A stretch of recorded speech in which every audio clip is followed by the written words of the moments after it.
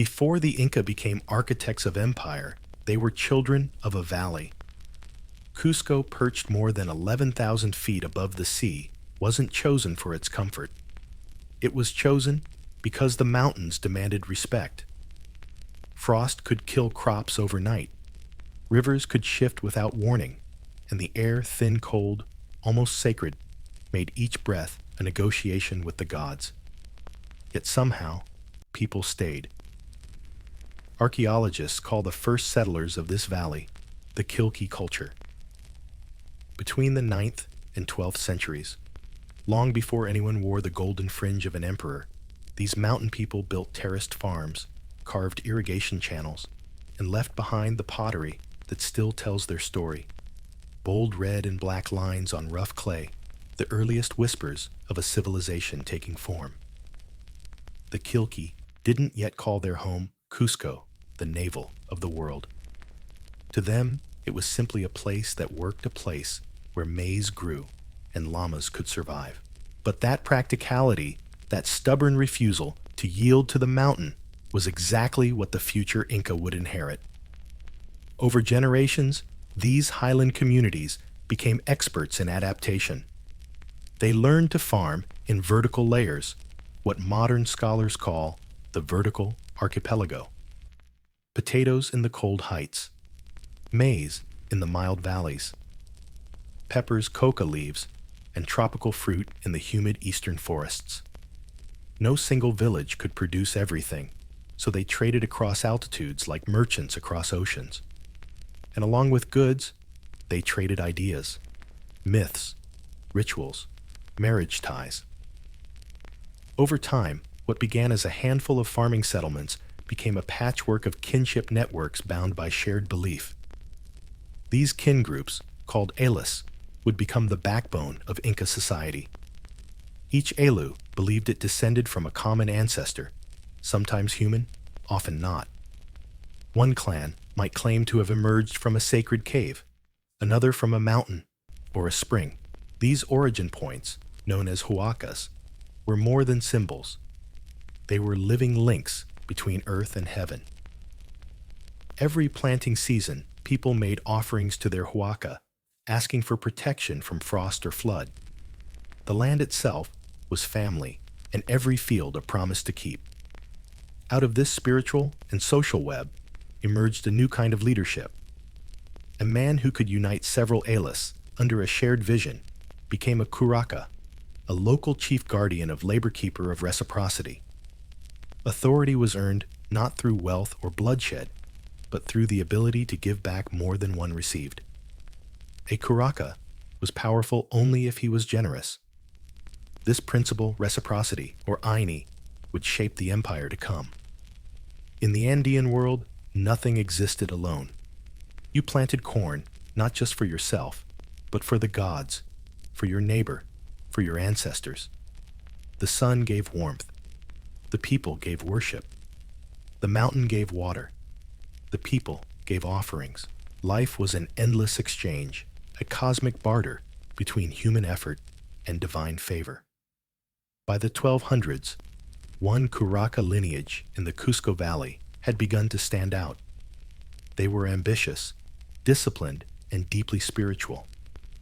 They claimed descent from the mythical Manco Capac and his divine staff, an elegant way of saying our authority comes from the sun. Whether this was true didn't matter as much as the fact that others believed it. Myth had become politics. Under these early leaders, the community of Cusco began to transform from a cluster of farming hamlets into something more organized. Fields were divided by duty. Labor was recorded not in writing, but in memory and knots. Temples began to rise, built not of the massive stones that would later define Inca architecture, but of field rock and adobe. The shape of empire was still invisible, but its heartbeat had begun. They learned to read the landscape like scripture. The valley floor was reshaped into fields, hillsides into stairways of green terraces. Stone by stone, they taught gravity how to cooperate. Water was no longer a threat. It was a design element, tamed and guided through channels that gleamed in the sun. In time, the people of Cusco started to think of themselves as different from their neighbors. They weren't merely farmers anymore. They were custodians of a divine project. They called themselves Inca, meaning lord or ruler, while others remained Runa, simply the people. It wasn't arrogance so much as the birth of identity, a realization that destiny, like the mountains, needed to be claimed, not inherited. By the late 13th century, the Cusco Valley had become a small but thriving kingdom. Modest in size, yet organized with surprising sophistication. Marriages were arranged strategically. Alliances were sealed with rituals. And when diplomacy failed, small wars erupted among neighboring tribes, the first sparks of expansion. Still, the world of the early Inca was a fragile experiment. A single drought could erase everything. A rival chief's ambition could undo years of delicate alliances. What they built was not yet an empire, it was an idea of one. But it was enough. Enough for the legends to take root. Enough for a generation of rulers to rise one after another, each adding stone upon stone to a city that would one day be called the heart of the world. From this valley of beginnings, the sun's children would soon step out of myth and into history. And when they did, the Andes themselves would rearrange around their ambition. The chronicles say that after the divine founders disappeared into the sacred hills, their descendants continued the work of turning myth into government. In reality, this meant something less glamorous: irrigation ditches, family alliances, and endless negotiations over which terrace belonged to whom. But out of that steady rhythm of order and ritual came a line of rulers who slowly shaped a kingdom from the dust of highland farms. The first of these historical figures we can glimpse through the haze of legend is Manco Capac, the same name as the mythic founder, though likely a later man borrowing divine prestige. He ruled sometime in the early 1200s, when Cusco was still one small lordship among many. His greatest accomplishment wasn't conquest, it was organization. Manco divided the growing city into two halves: Hanan Cusco, Upper Cusco, and Hurin Cusco, Lower Cusco, reflecting the Andean ideal of dual balance. Power and ritual flowed between these two halves, like breath through lungs, each depending on the other. It was a brilliant move. Dualism wasn't just religion, it was social engineering. Every family, every ritual, every building had its complementary opposite. The Inca learned to think in pairs: sun and moon, male and female, mountain and valley, unity through opposition, harmony through hierarchy. It made for a remarkably stable worldview, one that would one day sustain an empire across half a continent. Manco Capac also began shaping what would become the Inca political system. Beneath him stood the Caracas, the local chiefs. Beneath them, the Alas, the family-based communities that formed the empire's skeleton.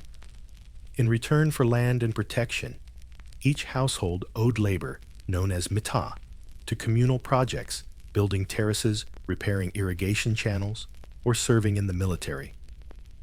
The concept of a tax paid in work, rather than coin, was ancient in the Andes, but the Incas would refine it into something almost mathematical. Manco's son, Sinchi Roca, inherited both the throne and the ambition. He is remembered for extending Inca influence beyond the Cusco Valley through a mix of diplomacy and marriage. Warfare was limited, but strategy was not. Marrying into neighboring clans meant gaining access to their fields, their laborers, and most importantly, their loyalty. In a world where your neighbor could be both ally and rival, this was statecraft at its purest. During Sinchi Roca's reign, Cusco began to look less like a cluster of villages and more like a city. Archaeological traces suggest uniform planning, early temples, and the first steps toward the architectural precision that would later astonish the Spaniards. Terraces climbed the surrounding slopes like green staircases, and stone foundations hinted at future grandeur. But progress never came without tension. Neighboring groups, the Ayarmacas, the Kenchas, the Colas, looked upon Cusco's rising power with suspicion. Their leaders also claimed descent from ancient gods, and the Incas' insistence on being children of the sun must have sounded to them like arrogance.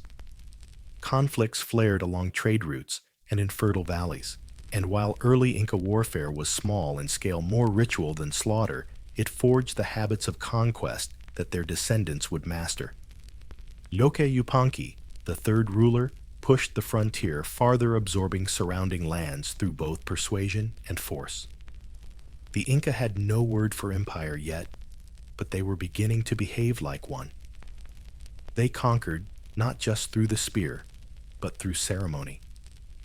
When a rival chief submitted, he wasn't simply defeated, he was honored, welcomed, given a wife from Cusco, perhaps even a small estate. In exchange, his people provided labor and soldiers.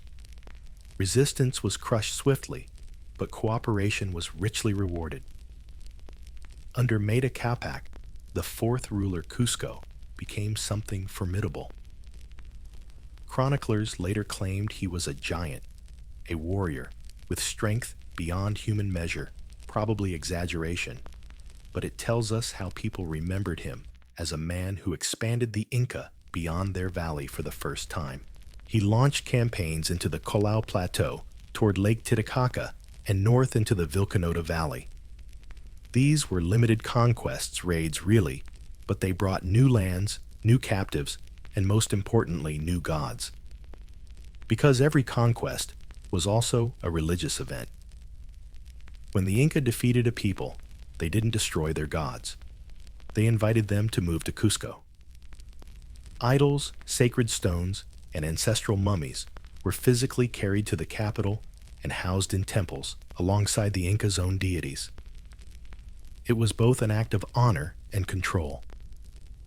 If you kept your enemies' gods in your city, their people would think twice before rebelling.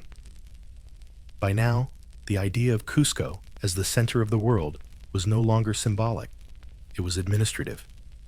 Roads radiated outward, like veins from a heart. The Inca ruler, the Sapa Inca, was both king and high priest, the bridge between the sun and humanity. His word was law, but law itself was ritual. To obey was not merely political, it was sacred. The transformation of the Inca state between the 1200s and early 1300s was subtle but revolutionary. A collection of family lineages had become a single ruling class. A cluster of villages had become a spiritual capital. The Mit'a system was turning from communal labor into imperial machinery. And the mountain gods, those silent sentinels above the clouds, were beginning to take sides. When the early kings of Cusco looked out over their valley, they didn't see mountains as obstacles, they saw them as partners. Every ridge was a potential terrace, every boulder a future cornerstone. The Andean world was a place where nature wasn't conquered, it was negotiated with. And out of that negotiation came the first signs of genius that would one day define the Inca Empire. It began with stone. The Incas didn't have iron, or even the wheel, but they had time hands and faith. Their quarries became sacred places where labor was a form of worship. Men carved massive blocks with tools of bronze and harder stones, fitting them so precisely that centuries later, even after earthquakes, those same walls would remain standing without a drop of mortar. Each seam was a prayer of geometry, each block an offering of perfection. The city of Cusco began to glow with a quiet purpose. Its builders didn't yet have the resources for gold or marble, but they understood balance and beauty. Temples were aligned with the sun's path. Windows were placed so that the first light of dawn pierced sacred chambers at precise moments of the year. To the Incas, architecture wasn't just construction, it was astronomy in stone. and above all things, their god was the sun. Inti, the eternal fire. His light blessed every crop, every dynasty, every child born under the sky. But the early Inca faith was not narrow. They did not impose one god on all. Instead, they practiced what might be called sacred diplomacy. Every village, every tribe they absorbed had its own gods, spirits of mountains, rivers, and ancestors, and the Incas welcomed them all. They built a network of shrines called huacas, holy places, that might be anything from a jagged rock to a glacial spring. To an outsider, it might seem chaotic, but in reality, it was a perfectly logical theology of geography. Each god ruled its own corner of the world, and all those divine territories connected through Cusco, which acted as the empire's cosmic switchboard. This inclusiveness wasn't just spiritual, it was strategic. By respecting the gods of conquered peoples, the Inca could absorb entire communities without endless warfare. They didn't destroy your temple. They simply told you that your god was actually a cousin of theirs. Suddenly, submission didn't feel like defeat. It felt like promotion. At the same time, the early rulers were refining their social blueprint. The empire to be was beginning to hum with the rhythm of mita, the great labor system that made everything possible. Every able-bodied man contributed time each year to state projects, farming, road building, quarry work, temple construction. In return, the state fed, clothed, and protected him. It wasn't slavery, it was reciprocity, or Aini, the moral backbone of Inca society. Aini meant today, for you tomorrow, for me. It was both philosophy and policy. You gave your work to the empire, and the empire gave you roads, harvests, and protection from famine. And if you were lucky, perhaps even a bit of divine favor.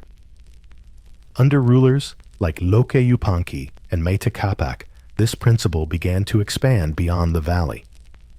New lands were incorporated through marriage alliances or tribute agreements. In these regions, the Inca introduced the same labor system, encouraging people to build terraces, canals, and temples, not for Cusco alone, but for their own communities. The early temples were modest, built of fieldstone, rather than the perfect ashlar masonry that would later define Inca architecture. Yet even these early shrines carried deep symbolism. Each was dedicated to both Inti, the solar father, and Pachamama, the earth mother.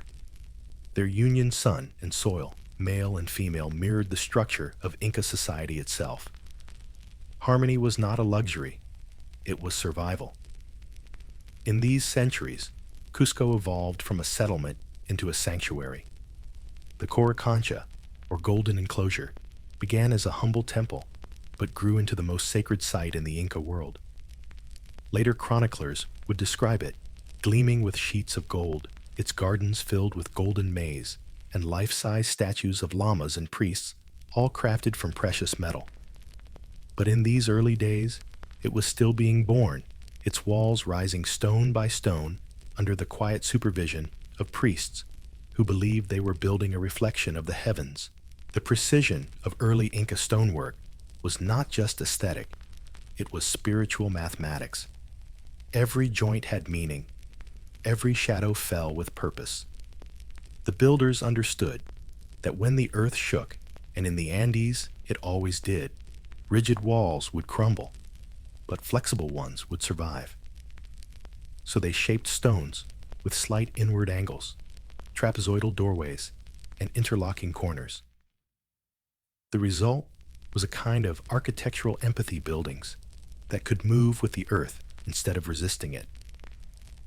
In this same period, the Incas began to formalize their festivals rituals that blended labor, faith, and community. The calendar was carved by the heavens, solstices, planting seasons, harvests. Each event had its own ceremony, from the quiet thanks of farmers to the grand processions that filled Cusco's plazas with music, color, and the scent of chicha beer. Religion was not separate from work. Building a canal was an offering. Harvesting potatoes was a prayer. Every act was threaded into a web of cosmic obligation, binding humans, gods, and nature into a single system of exchange. By the early 1300s, Cusco was more than a town, it was a model of order. Its people believed the city mirrored the universe, the sky's constellations reflected in its streets, the mountains encircling it like sacred guardians. Visitors from neighboring valleys spoke of its discipline, its festivals, and its growing prestige. But the Andes are never kind for long. The same geography that nourished the Incas also bred rivals other highland peoples with their own gods, their own ambitions, and their own visions of destiny. And soon, one of them would rise to challenge Cusco's fragile kingdom, setting off a series of conflicts that would transform this city of stone and faith into an empire of the sun. By the dawn of the 15th century, Cusco was no longer just a sacred valley. It was a fortress of faith, a small but proud kingdom balanced delicately among rivals. To the south, the Kala peoples guarded Lake Titicaca and the high plains. To the north, confederations like the Chanca stirred restlessly, their ambitions growing like thunderheads over the mountains. The Andes had become a chessboard of alliances, and every tribe was moving its pieces. The Inca rulers had spent generations building strength, quietly, marriage by marriage, terrace by terrace, but the Andes reward caution with obscurity. By the time Viracocha Inca ascended the throne, Cusco stood surrounded by forces that saw its growing wealth as an invitation. Viracocha inherited a city of polished stone and divine reputation, but also a web of obligations too wide to control. His father, Yawar Huachak, he who weeps blood, had faced rebellions and exile before clawing back power. Now Viracocha wanted peace. He was not a conqueror at heart. He was a diplomat, even a dreamer. He preferred negotiation to bloodshed, and his people prospered for it. But his cautious nature would soon be tested by one of the greatest threats in Inca history, the Chanca Confederation. The Chanca were not a tribe so much as a storm system, a collection of highland warriors from the Andahuaylas region, west of Cusco. They were fierce, organized, and by the accounts of terrified chroniclers, utterly ruthless in battle. Their warriors painted their faces red and black, wore jaguar pelts, and carried skulls of fallen enemies as trophies. The Chanca gods were warlike, their ceremonies thunderous with drums and blood. At first, the Inca dismissed them. The Chanca were distant and fractious, always fighting among themselves. But around the year 1438, under a leader named Anku Hualak, they began to unify. Scouts brought news of large armies assembling on the western frontier. Villages loyal to Cusco were raided, fields burned. Panic spread through the valley like smoke. Viracocha Inca, already aging, made a decision that would haunt his name forever. He fled. He gathered his court and some nobles and retreated south toward the sacred valley of Urubamba, abandoning Cusco to its fate. To many, it was the ultimate betrayal, an emperor who turned his back on the sun. But not everyone ran. Among those left behind was a Prince Viracocha's own son, known as Cusi Yupanqui. Later he would earn a new name, Pachacuti, the Earthshaker. Cusi was no older than 30, but already known for his intelligence and nerve.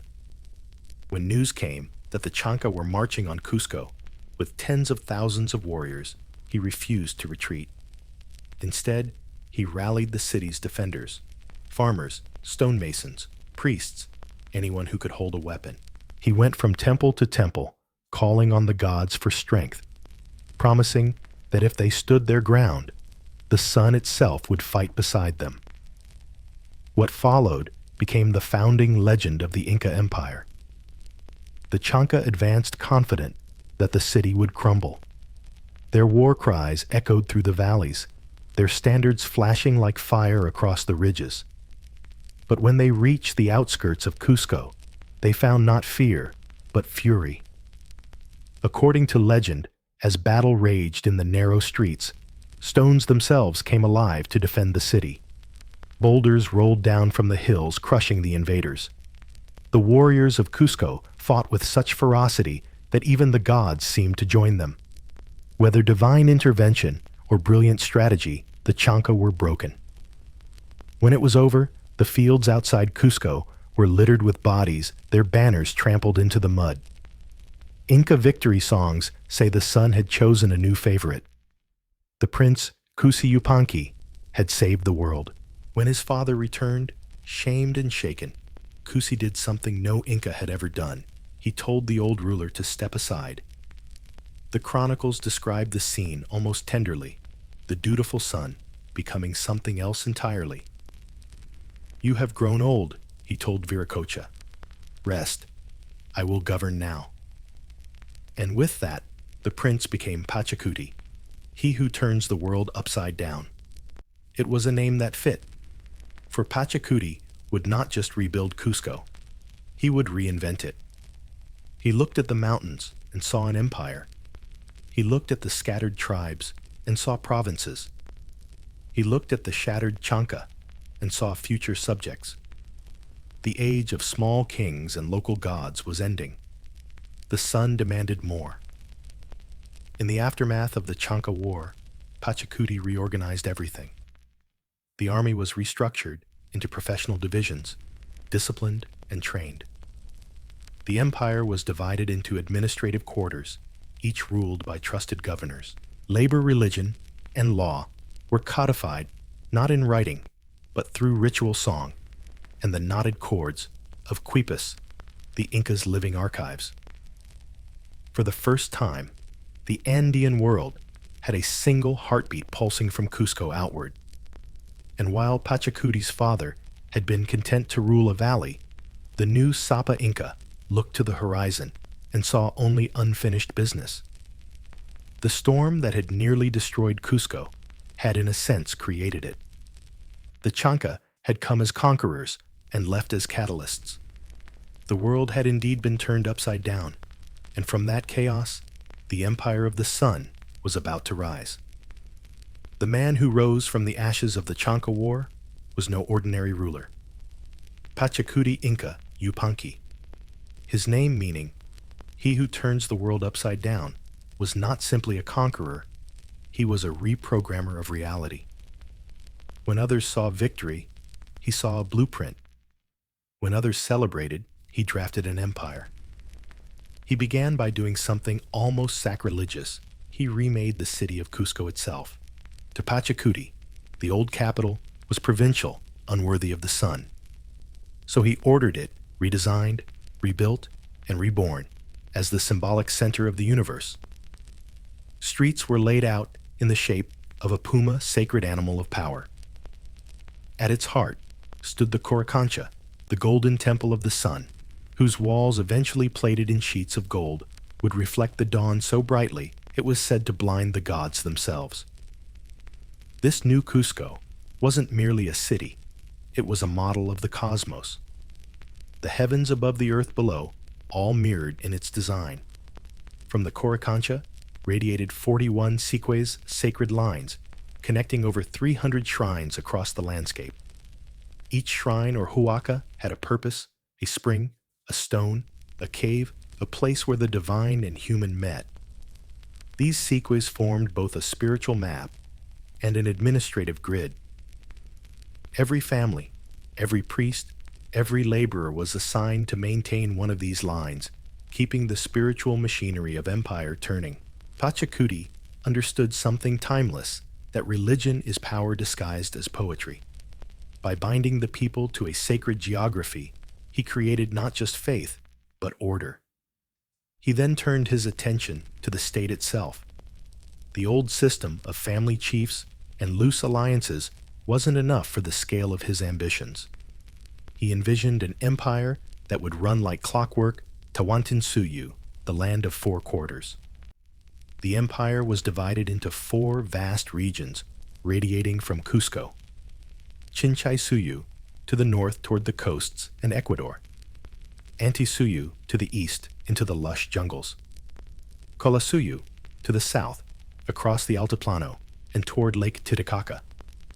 Kuntisuyu to the west over the mountains and down to the Pacific valleys. From the city's center roads stretched in all directions a spiderweb of power. Every road, every bridge, every grain store was both infrastructure and ideology. The empire exists where the road reaches Pachacuti is said to have declared, but a kingdom cannot expand on faith alone. It needed armies, and his were unlike any the Andes had ever seen. Gone were the ad hoc militias of earlier times. Pachacuti turned them into a standing force, disciplined, trained, and divided into precise decimal units, groups of 10, $100, $1,000, and 10,000 soldiers each, commanded by officers chosen for merit rather than blood. He standardized weapons, bronze-tipped spears, slings, star-headed maces, and built armories where craftsmen produced military gear with industrial efficiency. Campaigns became orchestrated performances of logistics. Each army marched with engineers, bridge builders, and even medical attendants. Supply lines were supported by state warehouses or kolkas placed along the imperial roads. Each soldier was provisioned by the empire itself. No pillaging, no chaos, just order. With his armies ready, Pachacuti looked outward. His first campaign was to the Chanca heartlands to ensure that rebellion would never rise again. The campaign lasted years, but when it ended, the Chanca were broken, resettled, and integrated. Their warriors were absorbed into Inca ranks, their artisans brought to Cusco to serve in royal workshops. Even their gods were relocated, literally carried to Cusco's temples, where they now served as secondary deities under Inti's golden dominance. Next came the expansion into the Colla and Lupaca territories near Lake Titicaca. These were wealthy societies with established trade networks and powerful armies. Yet Pachacuti's approach combined brilliance and subtlety. He offered alliance, first conquest, second. Chiefs who submitted peacefully were rewarded with fine textiles, brides from noble Inca families, and prestige in Cusco's rituals. Those who refused were reminded politely, then militarily, that resistance to the sun was unwise. The defeated were not exterminated. Instead, they were relocated through the Mitmac system. Entire communities resettled across the empire, ensuring that no region could rebel easily. Skilled farmers from the highlands were sent to cultivate valleys. Artisans from the coast were brought to the mountains to teach new techniques. Diversity became policy. Rebellion became isolation. It was imperial genius, cloaked as administration. Meanwhile, Cusco itself was transforming into a vision of divine order. The Sacsayhuaman fortress, still one of the world's great architectural enigmas, rose above the city like a crown of thunder.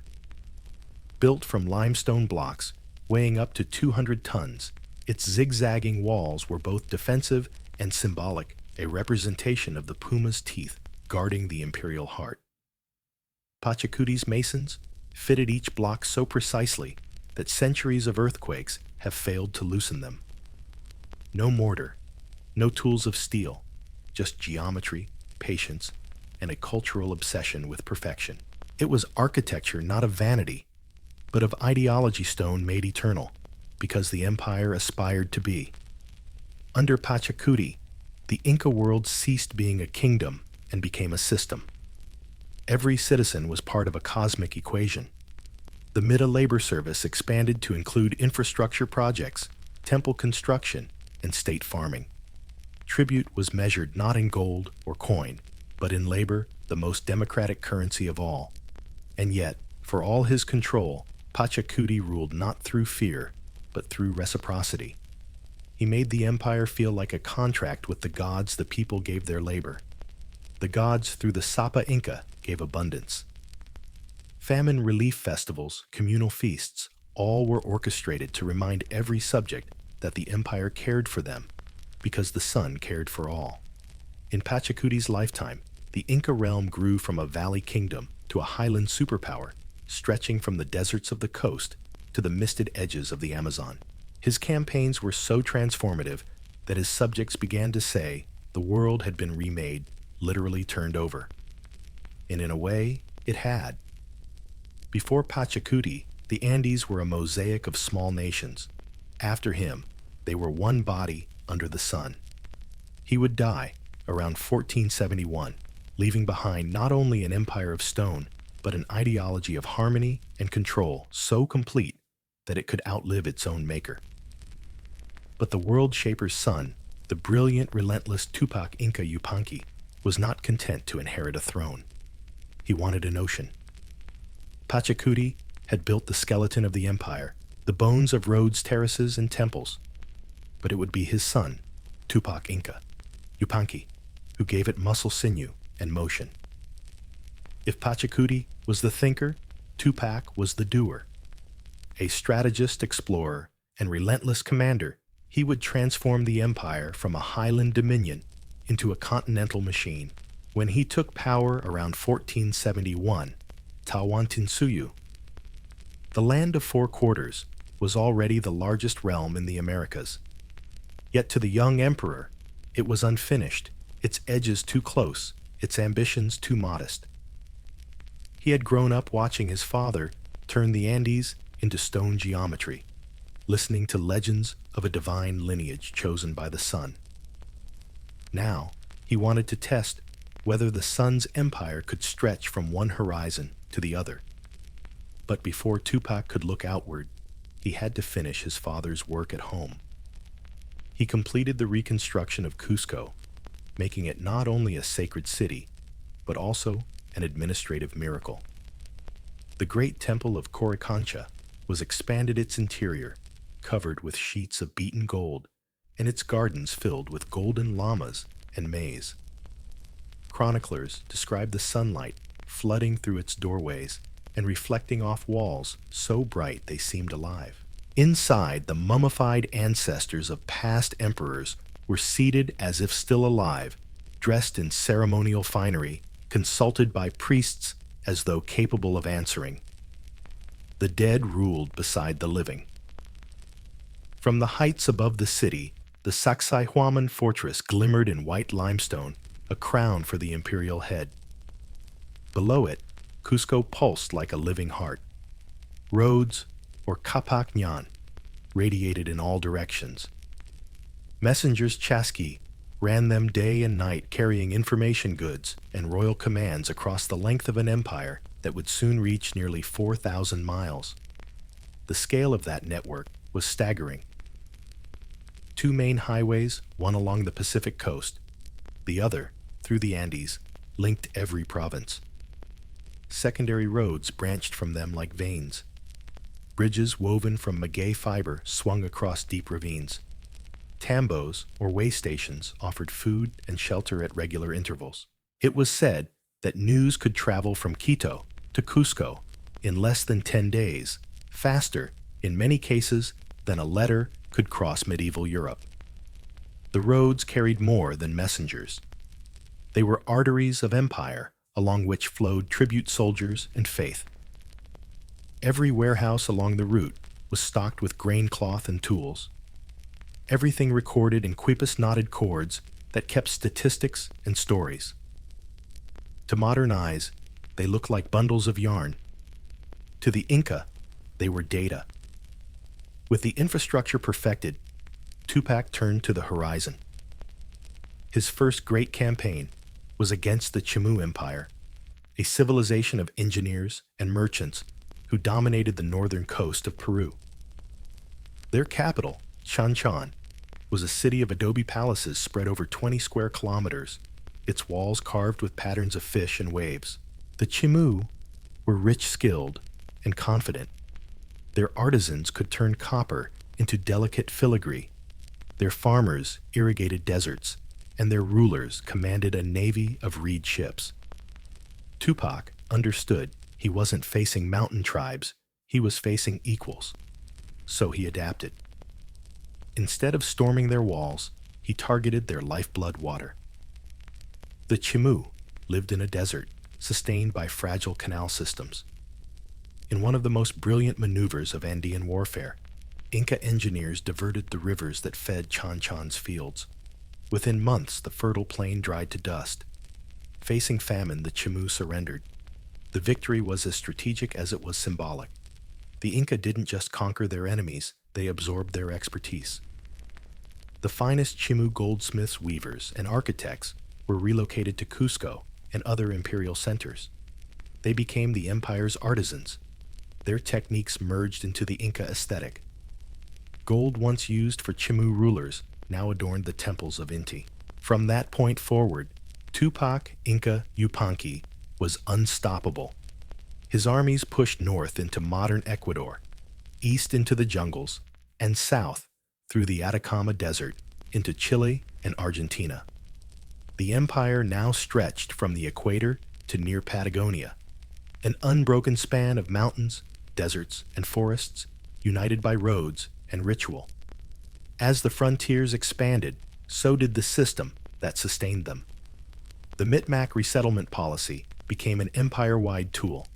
Rebellious populations were moved, loyal ones transplanted to newly conquered lands. This created a patchwork of interwoven cultures that ensured stability. An Aymara farmer from Lake Titicaca might find himself tending fields near Quito. A coastal potter could end up teaching in Cusco. Everywhere, diversity became imperial glue. And through it all, the ideological core remained unshaken reciprocity. The state demanded labor, but it also provided security. During droughts or famine, the empire opened its storehouses and fed the people. Disaster was not a private tragedy, it was a civic event. No one starved unless the state itself failed, and for decades it did not. Tupac also expanded the spiritual reach of the empire. Temples to the sun were built in every major city, miniature versions of Cusco's Coricancha. Priests trained in Cusco were sent to officiate in far provinces, blending local deities into the imperial pantheon.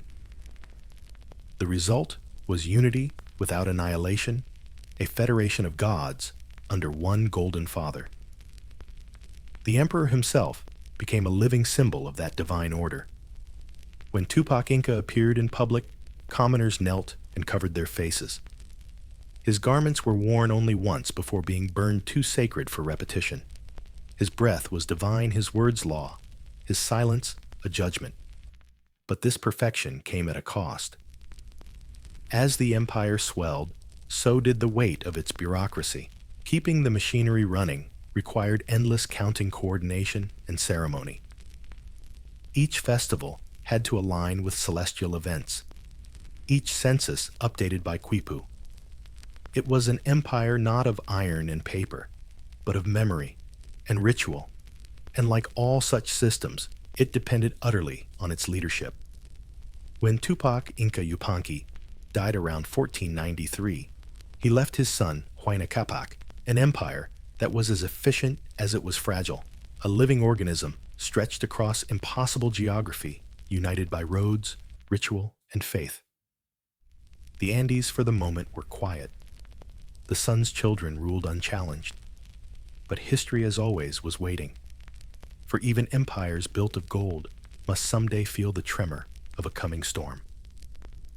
Long before the Spanish ever saw a single Inca road, those paths had already tied the world together.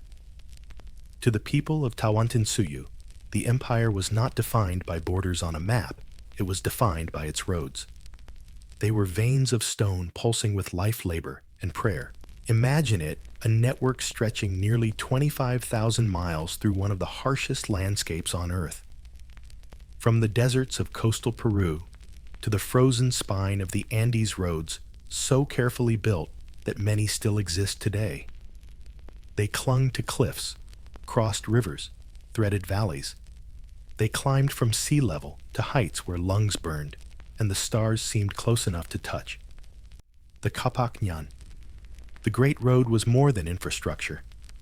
It was the empire's nervous system carrying information, soldiers, messengers, and faith across a realm so vast that without it, the sun's empire could not have existed. Each section was a triumph of adaptation. In the highlands, roads were paved with flat stone slabs that shed rain and resisted frost.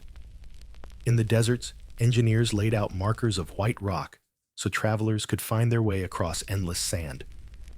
Bridges of twisted maguey fiber spanned canyons so deep that crossing them must have felt like walking on the sky. These bridges, woven anew every year by local communities, were living proof of the empire's heartbeat. Along these arteries stood the tambos, the roadside inns and warehouses. Some were small shelters for messengers. Others were complex stations holding food weapons and even medical supplies.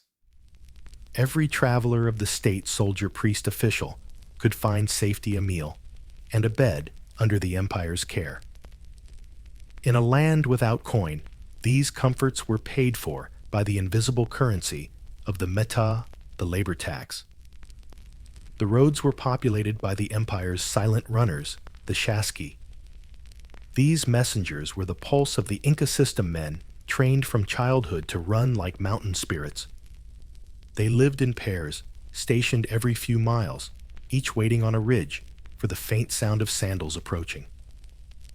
When the runner arrived, he passed his message verbal, or in quipu form, to the next, and the relay continued day and night like a drumbeat across the empire. A letter from Quito could reach Cusco in 10 days. A royal command from the Sapa Inca could reach the borders in less than 2 weeks. It was communication at the speed of lungs and legs, but it worked. Information in Tawantinsuyu traveled faster than fear. The same network carried goods from every ecological zone: maize from the valleys, potatoes from the highlands, chili, and cotton from the coast coca leaves from the jungle. The empire's diversity was its superpower, and the roads were its distribution system. Each region specialized, each contributed, and in return, the state redistributed food and resources wherever needed. When drought struck the warehouses, kolkas opened their doors. These storehouses were placed strategically across the empire, each filled with preserved meat grain salt and textiles. They were managed by meticulous administrators who used quipus to track every bundle. Archaeologists today still find remnants of their organization, ventilation holes, raised floors, and drainage systems so efficient that the food remained edible for years.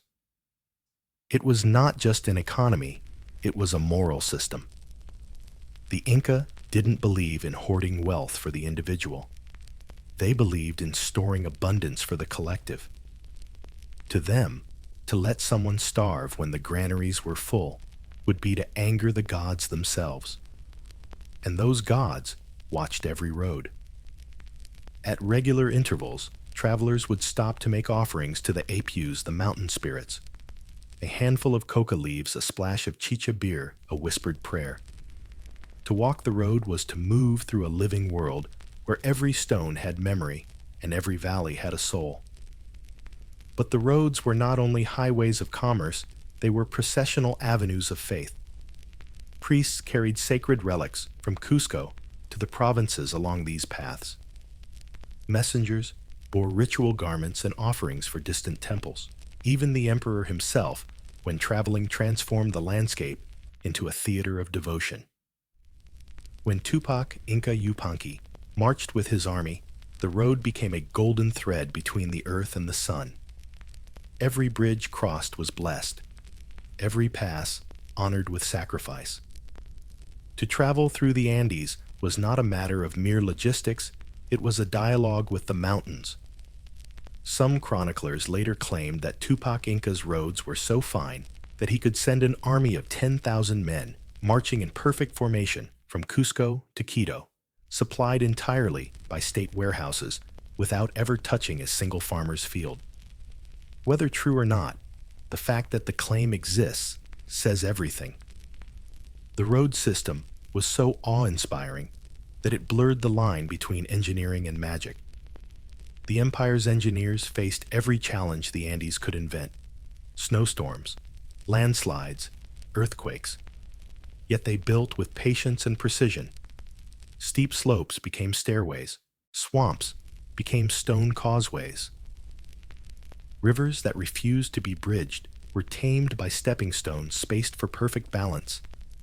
And where cliffs blocked the way, they carved tunnels through solid rock with bronze chisels and nothing but time. It was this unity of engineering and devotion that made the Inca system work. The road was not separate from the temple, and the engineer was not separate from the priest. Both served Inti the sun, whose rays, like the roads, reached every corner of creation. By the time Tupac Inca's reign neared its end, the Chapak Ñan had become the greatest achievement of pre-Columbian America, a road network to rival Rome's built without wheels, horses, or iron. Standing atop one of those high passes, a traveler could look down upon valleys green with maize and cities glinting like mirrors of the sky. Somewhere far below, the Shaski were running breathless but faithful, carrying the empire's heartbeat from one end of the Andes to the other. And on the horizon, beyond the mountains, a new age of challenge was already rising. For as the Inca learned to master the sky, fate was preparing to send them a storm from across the sea. If Pachacuti had built the world and named it his son, Tupac Inca Yupanqui was the one who went out to claim it. Where his father saw architecture, Tupac saw distant horizons, yet unowned valleys, yet unconquered rivers, and deserts still whispering not yet. He was born into empire, but he was restless within its walls. His title, the Sun's General, was not a metaphor. He treated conquest like ritual, precise, inevitable, and performed in the light of Inti. Where others saw battle, he saw ceremony, and when he moved, the earth itself seemed to rearrange around him. Tupac began with an audacious campaign toward the north. His father had subdued much of the central Andes, but the lands beyond the rugged territories of the Chachapoya Cañari and Quitu peoples remained defiantly independent. These were forested mountains drenched in cloud and rain utterly alien to highland soldiers used to clear air and dry cold. Yet Tupac insisted on marching there, calling it the empire's unlit sky. His armies were no ragged masses. They were instruments of logistics and faith. They moved in disciplined columns along the royal road, supplied by tambos, crossing gorges on suspension bridges that swayed hundreds of feet above roaring rivers. When they reached the Chachapoya lands, the Cloud People, they faced a world unlike anything in the high Andes. Dense jungle, ambush warfare, rain that never ended. The Chachapoya were masters of the terrain, building their settlements on mist-shrouded cliffs and fighting with silent precision. Yet the Inca, with their inexhaustible patience, built stone roads right through the forest, bringing the mountain order into the chaos of the jungle. When victory finally came, it was not through annihilation, but absorption. Tupac admired the Chachapoya's skill in weaving and featherwork, so he spared them and brought their finest artisans back to Cusco. Within a generation, their bright plumage and delicate patterns adorned the garments of the nobility. To be conquered by the Inca was perversely to be immortalized. From there, Tupac turned his attention to the Chimu Empire, his greatest test yet. The Chimu ruled the coastal deserts to the north, an ancient kingdom of adobe cities and silver craftsmen. Their capital, Chan Chan, was a labyrinth of palaces, courtyards, and ceremonial roads. The city itself shimmered in the heat, its walls covered with carvings of fish and wave symbols of a civilization that worshipped the sea. The Inca army had never faced an enemy like this, wealthy, organized, and skilled in metallurgy. Worse still, the coastal terrain was alien to highland tactics, flat, waterless, and scorching. So Tupac didn't fight nature. He weaponized it. His engineers diverted the rivers that fed the Chimu canals, turning their lifeline into dust. The proud desert empire withered. Its ruler, Minchansaman, surrendered after a 2-year siege. But conquest was only half of Tupac's genius. The other half was what came after. Instead of destroying the Chimu, he disassembled them. Their finest artisans were relocated to Cusco, where they established imperial workshops. Their techniques in goldsmithing and textile production became part of Inca industry. In effect, Tupac Inca Yupanqui annexed their civilization, not just their land. By absorbing, rather than erasing, he made the Inca stronger with every victory. The gold work of Chan Chan gleamed in Cusco's temples. Chimu irrigation methods transformed highland valleys. And Chimu, administrators already skilled in managing vast populations, were set to work organizing the new coastal provinces. It was during these years that the empire reached its dazzling prime. The sun's empire stretched from modern-day Ecuador to central Chile, from the Pacific coast to the edge of the Amazon. More than 12 million people lived under its banner. The Chapacñan roads tied them together, and the Chasqui messengers carried the Sapa Inca's word like lightning. Tupac ruled from Cusco, but often traveled. Wherever he went, roads were repaired, fields, replanted, temples erected. In his presence, the world seemed to bloom. Chroniclers wrote that when he visited a province, farmers left offerings of maize beer by the roadside, so even the dust he walked on would not go thirsty. And yet his ambition reached beyond land. Tupac Inca Yupanqui is remembered perhaps mythically, perhaps not, as the only pre-Columbian ruler of the Americas to have explored the open ocean. Legends claim that he built a fleet of balsa rafts and sailed westward from the coast of Ecuador, guided by the stars and the winds. After many months, he returned with black men's strange animals and gold objects not known in the Andes. Some say he reached the Polynesian islands, others that he touched only the edge of myth. Whether history or metaphor, the story captures the essence of his reign expansion, not just of territory, but of imagination. Under Tupac, the empire ceased to be merely a land of mountains. It became an idea of totality, a world within the world. The emperor himself embodied this vision. When he appeared in ceremony, he wore garments woven from the wool of vicuñas, trimmed with feathers from the Amazon, and adorned with gold from the coast. His attendants sprinkled the ground before him with powdered shells and flowers so that his feet would never touch bare earth. He was both human and divine, an axis mundi between the people and the sun. By the time of his death, in 1493, the Inca Empire had reached its greatest expanse, nearly 2,500 miles long, encompassing deserts, rainforests, mountains, and coasts. He left behind not just land, but a system that worked roads, that never slept storehouses, that never emptied, and a belief that the sun's will had no boundaries. Yet empires are living things, and living things have lifespans. The world that Tupac built was vast, but stretched thin. Every new conquest added weight to a machine that required constant precision to function. One missing cog, one missed ritual, one weak ruler, and the balance could break. That ruler would be his son, a man named Huayna Capac, brilliant and brave, but destined to face the empire's most insidious enemies, not rival kings, but time disease and destiny itself. When Tupac Inca Yupanqui died, the empire he left behind was no longer just a realm of kings. It was a living organism, a civilization made of schedules, rituals, and roads.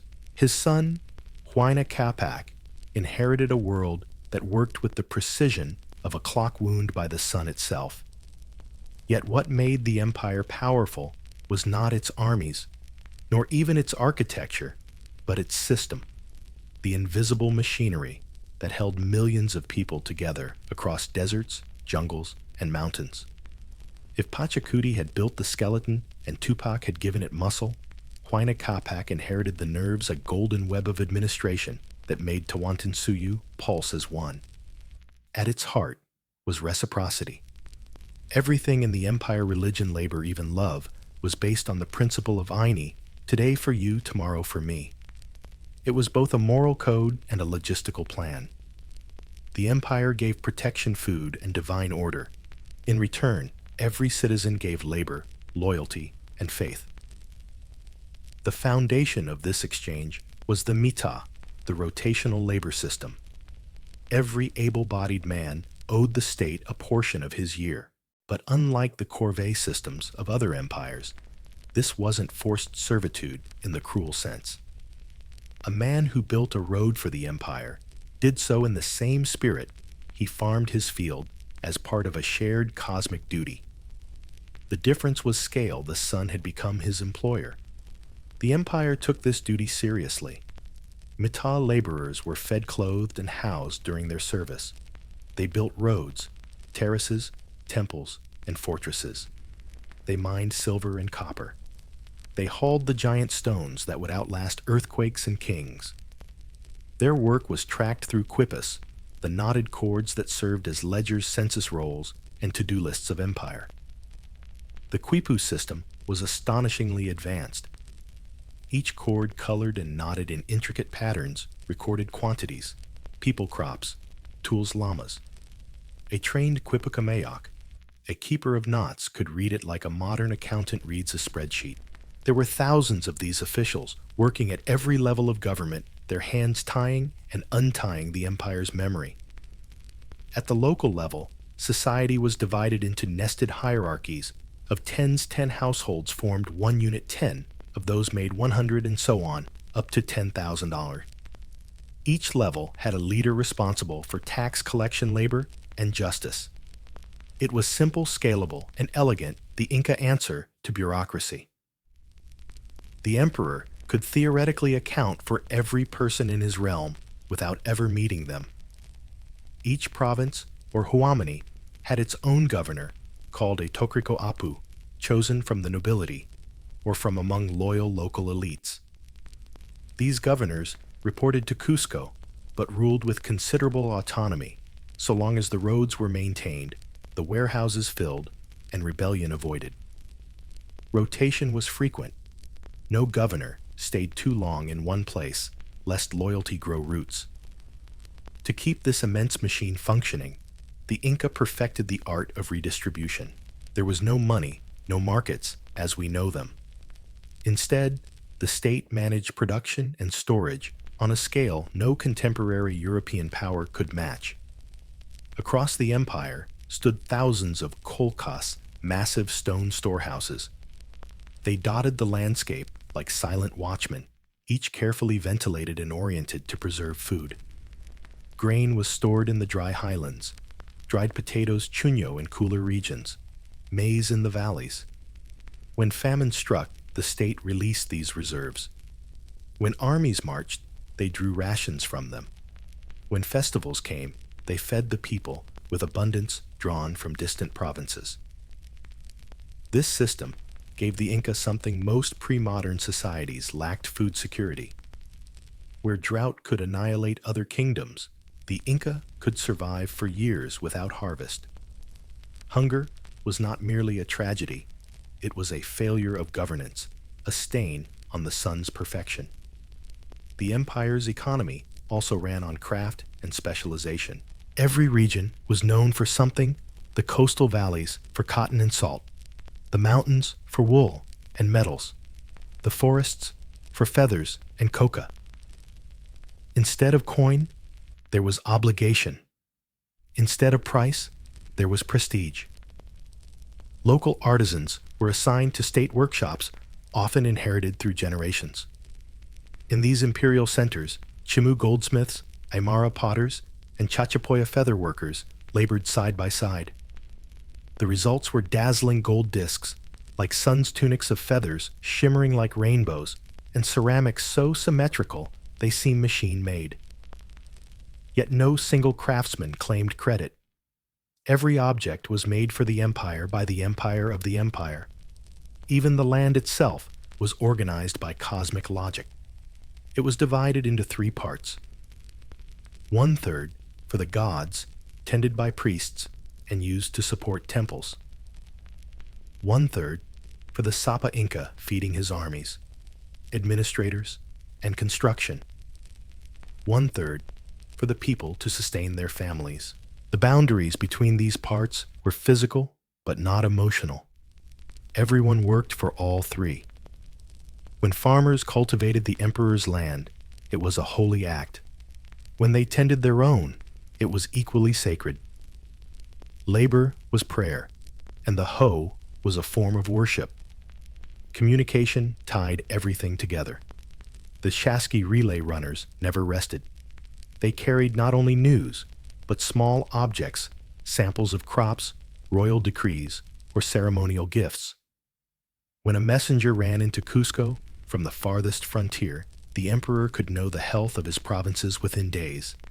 In a world without writing, this was as close as humanity had come to instant messaging. But what truly made the empire tick was ideology. The Inca didn't rule by brute force. Alone they ruled by meaning. They convinced millions of people that they lived inside a divine machine. Every sunrise reaffirmed the cosmic order. Every terrace mirrored the mountain's shape. The emperor was the sun's shadow walking the earth. Under Huayna Capac, this ideology deepened. He maintained the rituals of reciprocity, but added grandeur. State festivals grew to monumental scale. The most magnificent of all was Inti Raymi, the festival of the sun, held each June in Cusco. For days, tens of thousands of people gathered to watch the emperor raise a golden chalice toward the dawn, offering maize beer to the heavens, while the crowd knelt in silence. It wasn't just religion, it was theater diplomacy and propaganda all at once. Even justice reflected the empire's balance between mercy and control. Theft and murder were punished swiftly, sometimes by death, but crimes against community like laziness or neglect were seen as moral failures to be corrected through labor or public shame. Inca law didn't seek to isolate offenders. It sought to reweave them into the social fabric they had damaged. From afar, it all looked effortless, a civilization in harmony with itself. But perfection has its price. The tighter the web, the more easily it could tear. The empire's efficiency depended on constant movement, constant obedience, and a single will at the top. Should that will falter, or should something unseeable slip through the network, the sun's golden web might begin to unravel. And far beyond the empire's borders, invisible in the dawn light, something had already begun to move, a sickness crossing mountains and borders alike, carried not by armies, but by breath. When Huayna Capac came to power, the world seemed complete. The sun's empire stretched from the equatorial cloud forests to the icy deserts of Patagonia, a realm so vast that even the emperor himself could not visit every province in his lifetime. Yet he tried. He was a son, born into order, but possessed by movement. The chroniclers say he had the sharp eyes of a hawk and a temper to match. While his father, Tupac Inca, Yupanqui, had conquered the land, Huayna sought to conquer its distance to make the entire empire breathe with a single rhythm. Under his reign, Tawantinsuyu reached not just its largest size, but its highest degree of integration. He expanded both the empire's borders and its infrastructure. The Chapac Ñan, the royal road system, grew even longer, pushing deep into Ecuador's volcanic valleys and down toward Chile's coastal plains. Hundreds of new tambos, way stations, were built to serve the messengers, the Shaskis, and the armies. Huayna Capac understood what few monarchs before him had, that power was measured not in soldiers, but in how quickly one's word could cross the mountains. Where Tupac had ruled from Cusco, Huayna preferred mobility. He was a traveling emperor, an inspector, a builder, a man who made the empire visible. When he arrived in a province, roads were cleared, temples, decorated warehouses stocked. His journeys were logistical miracles, tens of thousands of attendants, carrying supplies, priests, engineers, and even llamas laden with portable shrines. He established Quito as his northern capital, a counterpart to Cusco, to better oversee the recently conquered territories. This duality, two capitals for one empire, reflected the Inca obsession with balance. The sun rose in the east and set in the west. The empire, too, must have its two horizons. Huayna Capac's campaigns in Ecuador were among the most difficult ever fought by the Inca. The terrain was unforgiving dense cloud forests, humid valleys, steep volcanoes, and stubborn enemies. The Cañari and Quitu peoples resisted fiercely, but he did not merely conquer them. He seduced them with infrastructure and ideology. Roads brought trade, temples brought prestige, and the promise of being part of the sun's eternal order softened the memory of defeat. To secure the North, Huayna Capac founded Tumabamba, modern Cuenca, a city built in the image of Cusco. Its streets, temples, and plazas mirrored the imperial capital so precisely that visitors said it was like looking at a reflection in a clear lake. Even the layout of its stones was symbolic. The empire replicated itself endlessly, like a mosaic of suns. And at its heart, as always, stood the golden cult of Inti, the sun. Huayna Capac was a deeply religious man, but also a pragmatic one. He expanded the empire's religious bureaucracy, ensuring that every province had its own temple of the sun, staffed by priests trained in Cusco. Each temple was connected by the same rituals, calendars, and ceremonies, all synchronized with the solar year. When the emperor offered prayers in the north, priests in the south performed the same rites at the same hour. The entire empire bowed together beneath the sky. To maintain loyalty across this vast realm, he relied on the Mitmac system more than any of his predecessors. Whole communities were relocated to reinforce imperial order. Some were moved for their skills, farmers from the highlands sent to teach terracing in the valleys, artisans relocated to new workshops. Others were moved strategically to weaken old alliances or populate new frontier regions. It was population management as statecraft turning geography itself into an administrative tool. Yet the heart of the empire was not its armies or its cities, but its fields. Huayna Capac understood this better than anyone. Agriculture was both science and religion in the Andes, and the emperor expanded it to near perfection. The empire now boasted thousands of varieties of maize, potatoes, and quinoa, each adapted to its microclimate. The terrace farms, or Andeans, climbed the mountains like stairways to the heavens. The emperor personally inspected irrigation projects, ensuring that even the highest, driest slopes produced life. In the Titicaca Basin, he ordered the revival of ancient raised fields, waru-waru, an ingenious system of alternating canals and ridges that regulated temperature and moisture. The canals stored solar heat during the day and released it at night, protecting crops from frost. These innovations fed millions and turned barren highlands into gardens. The empire was now a continent-wide machine for survival. Food surpluses flowed into the kolkhoz, those great storage complexes that dotted the roads like stone sentinels. These warehouses, managed by quipu keepers, could feed the entire empire for years in times of famine. They were the lungs of Tawantinsuyu, breathing in harvests, breathing out sustenance. The social order remained stable and ritualized. At the top stood the Sapa Inca, living son of the sun, surrounded by nobles, whose ears gleamed with gold discs so large that Spanish chroniclers later called them the Orijon, the big-eared ones. Beneath them were administrators, engineers, priests, and finally, the vast tapestry of commoners. the runa, the people whose work sustained the gods. Education was reserved for the children of nobles, taught in special schools called yakaiwasi, or houses of knowledge. Here they learned Inca history, religion, mathematics, and the art of governance.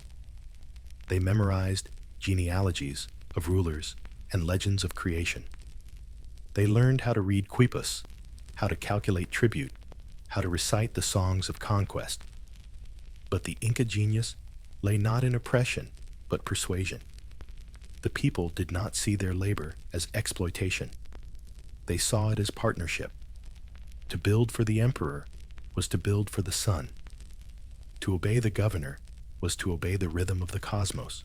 The empire had woven itself so deeply into the moral fabric of its people that obedience was virtue. Still, Huayna Capac's empire was not paradise. Its strength depended on momentum. The endless festivals, the ceaseless movement of goods and labor, all required perfect coordination. The Inca system, like its road network, could never stand still. And Huayna Capac, though brilliant, was mortal. In his later years, he spent more and more time in the north, among the green valleys of Quito. Chroniclers say he fell in love with the place, its mild climate, its strategic position, its wealth. There, he established a second court, filling it with administrators and nobles from across the empire. Some whispered that he meant to move the capital there permanently. It was a subtle but fateful decision. For while Huayna Capac expanded the empire's reach, he also divided its soul. The court in Cusco, the ancient heart, grew uneasy, feeling neglected by their distant emperor. The court in Quito, newly powerful, began to see itself as a second sun rising. The unity of the Inca world had begun to tilt ever so slightly, like a celestial alignment gone askew. And in that delicate moment of triumph, when the empire seemed invincible, something invisible and unspeakable began to spread. It came not from the mountains, but from the coast, borne by traders, travelers, and whispers of the unknown. The Inca roads that had carried faith food and order would now carry something else, disease. The gods had given the Inca everything: order, abundance, harmony. Now they would test whether even the children of the sun could survive a shadow. For most empires, wealth was measured in gold. But for the Inca, true wealth grew from soil. Theirs was a civilization, not of merchants or metal, but of farmers, millions of them, tending the world's highest fields, pulling life out of mountain stone. If Tawantinsuyu had a soul, it was green. The empire's genius was that it turned geography itself into an ally. Where most saw the Andes as an impossible tangle of peaks and gorges, the Inca saw potential layers of climate stacked like shelves, each offering something different. They built their civilization across 20 ecological zones, from ocean to jungle, each woven into a single agricultural engine. At the heart of this system were the terraces, or Andeans, stone stairways carved into the mountainsides. They weren't just beautiful, they were science made visible. The terraces trapped soil, conserved moisture, and prevented erosion. Each step held a slightly different microclimate: potatoes on the high cold levels, maize and beans on the warm lower slopes. Even the angles were deliberate, catching the right balance of sunlight and shade. Farmers became astronomers, reading the sky as carefully as the soil. The empire's agricultural calendar was guided by the stars, particularly the Pleiades, whose brightness foretold the coming year's weather. When the constellation appeared dim, they prepared for drought. When bright, they celebrated the promise of rain. The heavens were their almanac, and the sun their eternal overseer. Yet agriculture in the Andes was not just practical, it was spiritual. The earth itself, Pachamama, was alive, and to plant without honoring her was unthinkable. Every plow cut into her skin was followed by an offering: coca leaves, chicha beer, a few drops of blood from a sacrificed llama. In return, she gave harvests so diverse and resilient that even famine found little room to grow. Potatoes were the empire's foundation, tough, adaptable, almost miraculous. The Inca cultivated more than 3,000 varieties, each suited to a specific altitude and soil. Where cold threatened to destroy them, they invented a preservation process unlike anything else in the ancient world. They froze the potatoes overnight, dried them in the sun, and trampled out the water, creating chuño lightweight, nearly immortal food that could last for decades. In times of war or drought, chuño kept the empire alive. For maize, they turned entire valleys into green cathedrals. Fields in the sacred valley of Cusco produced the finest ears, fat, sweet, and sacred. Maize wasn't just food, it was ritual. From it, they brewed chicha, a fermented drink used in festivals and sacrifices. To drink chicha together was to bind oneself to community and cosmos alike. In the high Puna grasslands, herds of llamas and alpacas were the empire's lifeblood. They carried goods along the roads, provided meat and wool, and their dung fertilized the fields. Vicuñas, the wild ancestors of alpacas, were protected by law. Only the emperor himself could authorize a hunt, and even then, the animals were sheared, not slain. In a world of scarcity, the Inca practiced sustainability long before the word existed. In wetter lowlands, farmers grew quinoa, amaranth, and beans. Along the coast, irrigation transformed deserts into gardens. The Shimu engineers, once rivals, had taught the Inca how to divert rivers through miles of canals. Fields that had once been dust now rippled with green under the imperial sun. Still, the most extraordinary experiment of all was found near Cusco, the Moray agricultural terraces. To a casual traveler, they looked like concentric circles descending into the earth, a mysterious amphitheater carved into a depression. But Moray was no theater. It was a laboratory. Each terrace created its own microclimate, varying by as much as 15 degrees C from top to bottom. Here, Inca scientists tested crops, determining which plants grew best, in which conditions, then distributed the findings across the empire. It was agricultural research centuries ahead of its time. Water, too, was worshipped and engineered with equal devotion. Canals traced the curves of hillsides, distributing flow with mathematical precision. In some places, such as Tapon, the waterworks were works of art terraces, with fountains that sang as they irrigated. Water wasn't simply used, it was choreographed. The system functioned like a living organism. Mountain glaciers fed streams, streams fed canals, canals fed fields, and the fields fed the gods.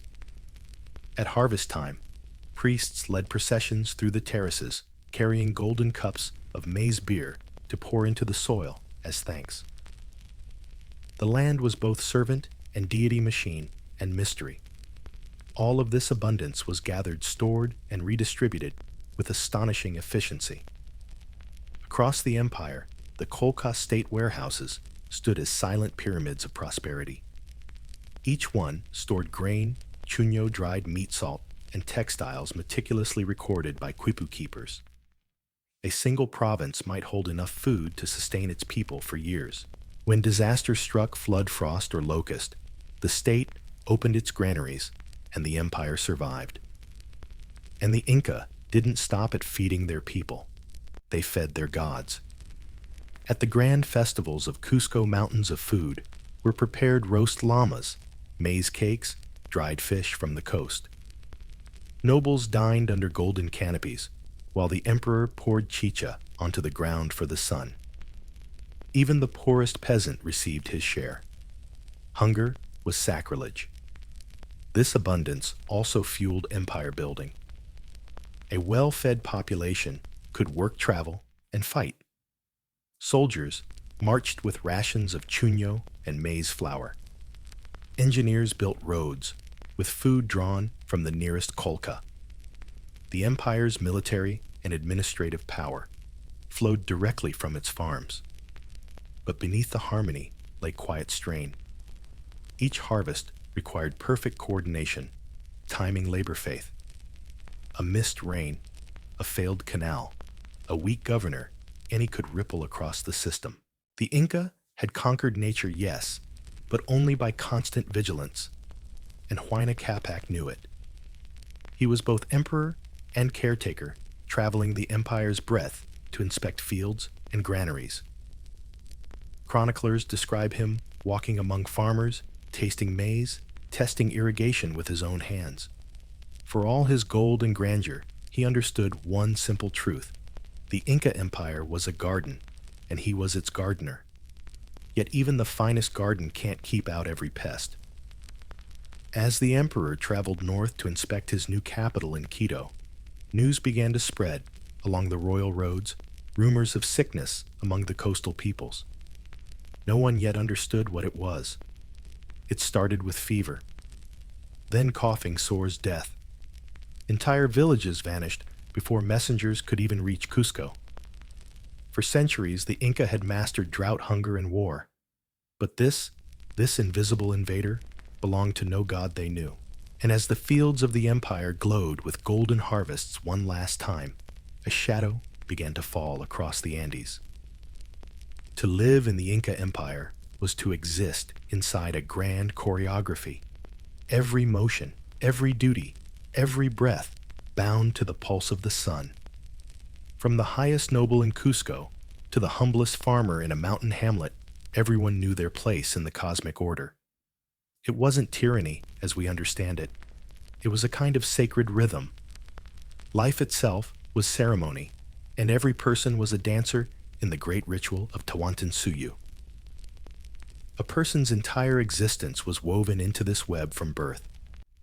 The Inca believed that children were gifts from Inti the sun and Pachamama, the Earth Mother.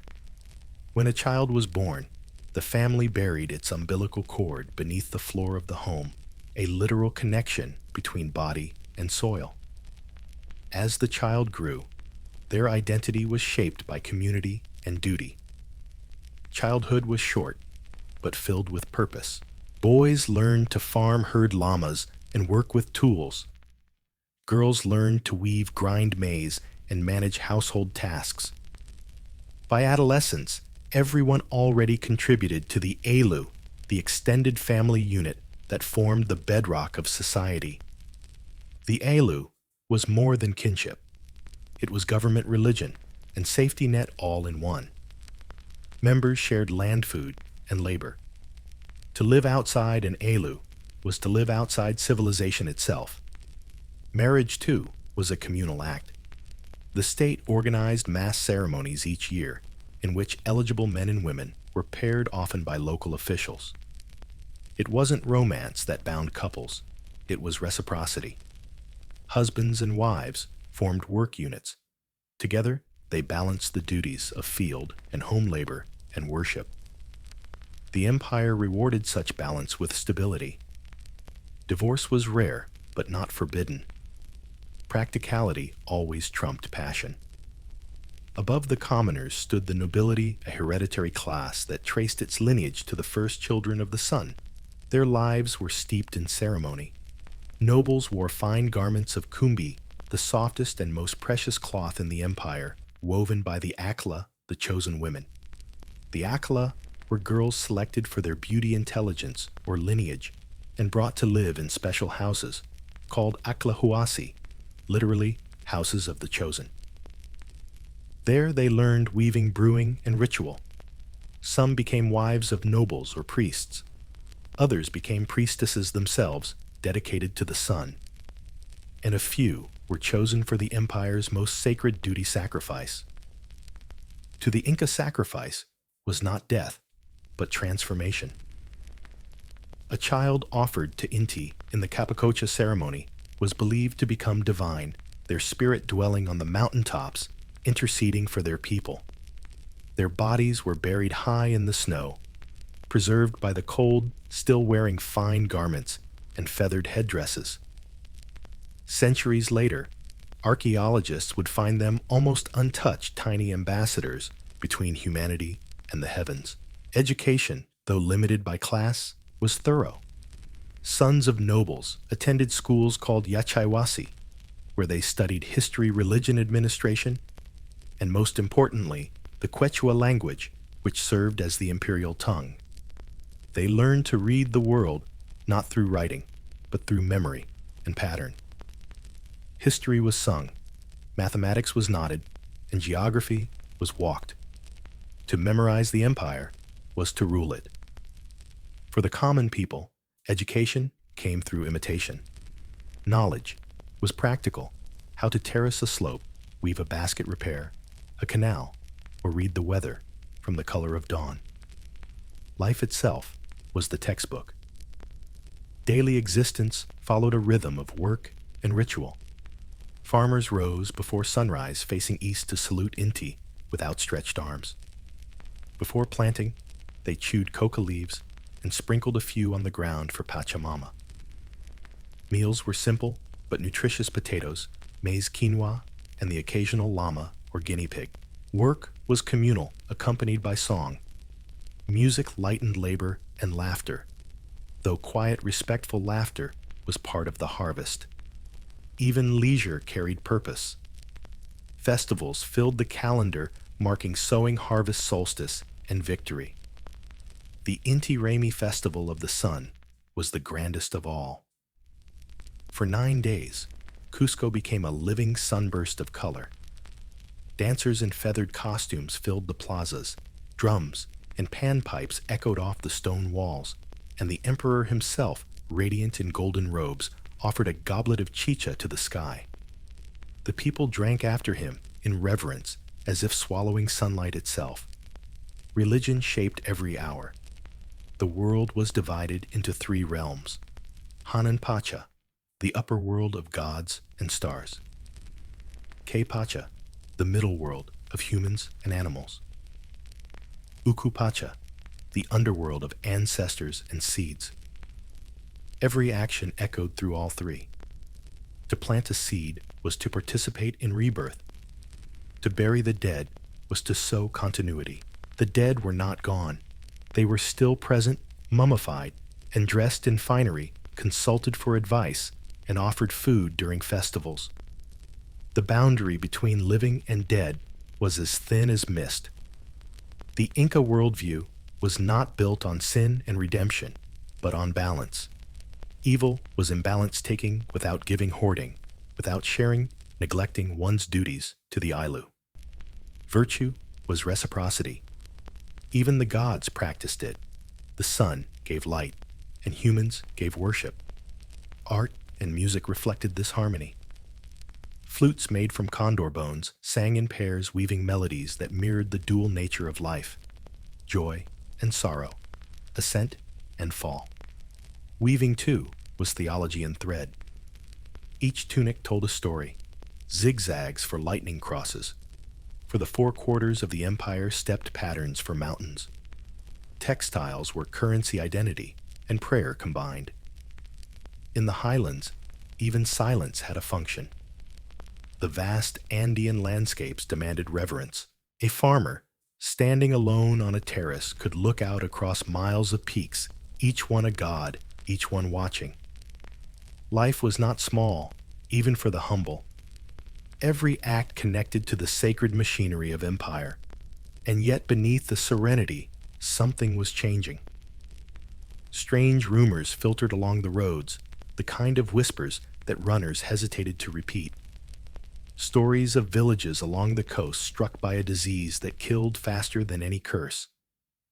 People said it was punishment for pride, others that it came from the sea. Huayna Capac, ever the builder, dismissed it at first.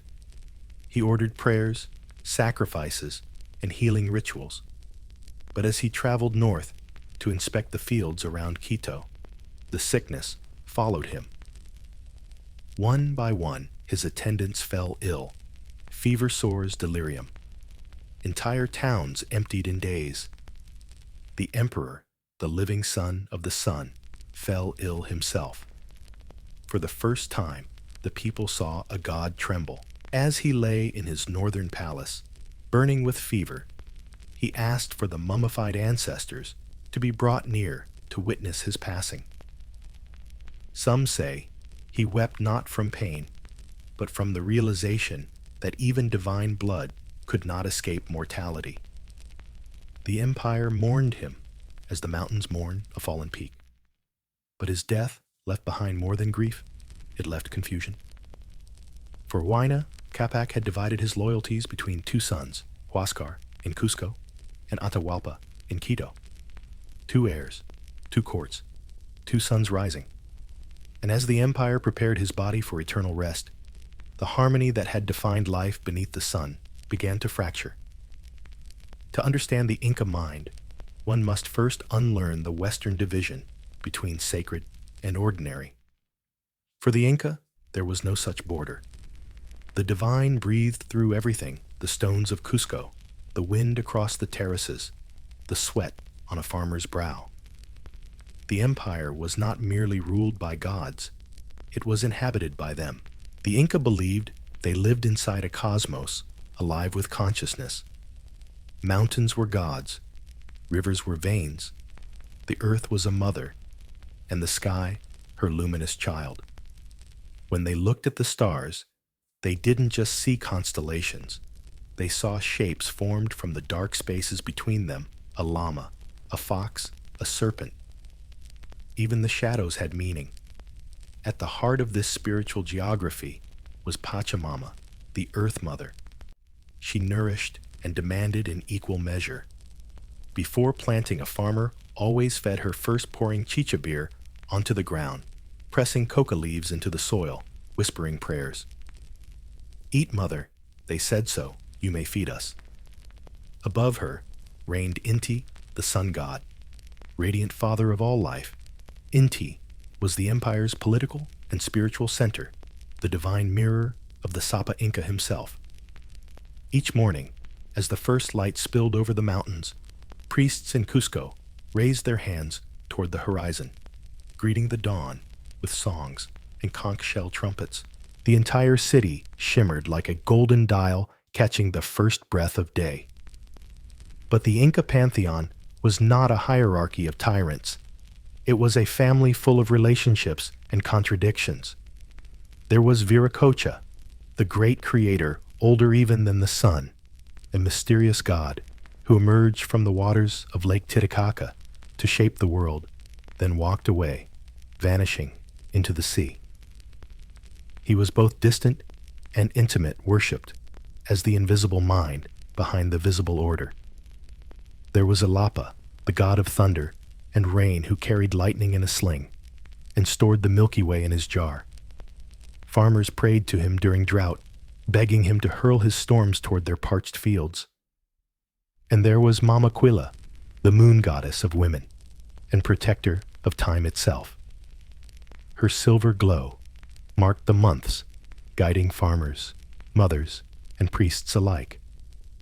Even death had its divinities, the Uku Pacha. The underworld was not a place of punishment, but of roots and seeds, a realm where the dead and unborn shared the same soil. The Inca didn't fear death. They negotiated with it. Their ancestors weren't gone. They were merely quiet, waiting in the dark until needed again. This belief gave rise to one of the empire's most remarkable customs: ancestor veneration. The Inca treated their mummified dead as active members of society. Noble families kept the bodies of their ancestors in sacred shrines, dressed them in fine clothes, and brought them out for festivals. They were paraded through the streets, offered food and drink, and even consulted for political decisions. When new laws were debated, the ancestors were present, silently approving or disapproving through the voices of priests. Imagine a council meeting in Cusco, living nobles seated beside their mummified forebears, golden cups of maize beer in both living and withered hands. It was governance across centuries, a democracy of the dead. The landscape itself reflected this communion of life and spirit. All across the empire stood huacas, sacred sites that served as portals between worlds. A huaca could be a cave, a spring, a boulder, or even a tree. There were thousands of them, each assigned caretakers and priests. Along the CK lines radiating from Cusco, these huacas formed a web of power, connecting every part of the empire to the divine. Every journey, every harvest, every construction began with offerings to local huacas. To pass a mountain without honoring its spirit was unthinkable. Travelers left coca leaves on roadside stones. Generals made sacrifices before battle. Architects carved their temples to align perfectly with the peaks that watched them. Among the most solemn ceremonies was the Capicocha ritual, a human offering to the gods during times of great importance, drought, famine, coronation, or the death of a ruler. Selected children, perfect in beauty and health, were chosen from across the empire. They were dressed in fine garments, fed well, and honored as guests of the gods. Then they were led to high mountain shrines, given chicha, until they slept and left to rest forever among the snows. Modern archaeologists uncovering their frozen remains on peaks like Amparo and Lulailaco found them seated cross-legged, serene, cheeks pink as if dreaming. To the Inca, these children hadn't died. They had ascended. Their spirits became guardians of rain and fertility, eternal intermediaries between heaven and earth. Religion for the Inca was not about belief. It was about reciprocity. Humans maintained balance by feeding the gods, and in return, the gods kept the cosmos stable. If crops failed, it wasn't bad luck. It was an imbalance somewhere in the system. The solution wasn't rebellion. It was ritual. Temples reflected this same principle of order. The most sacred of all, the Coricancha in Cusco, was the empire's spiritual axis, the literal navel of the world. Its inner walls were covered with golden sheets that glowed like solid sunlight. Within it stood effigies of the sun, the moon, and the stars, all sculpted from precious metals. In the temple's garden, golden llamas grazed among golden maize stalks. Chroniclers said that when the sunlight entered through the temple door, the chamber shone so bright it was impossible to look directly at it. Priests tended the temple day and night, performing precise rituals that kept the universe in motion. Each dawn offerings of food coca and chicha were made to the sun. Each evening, fires were lit in his honor.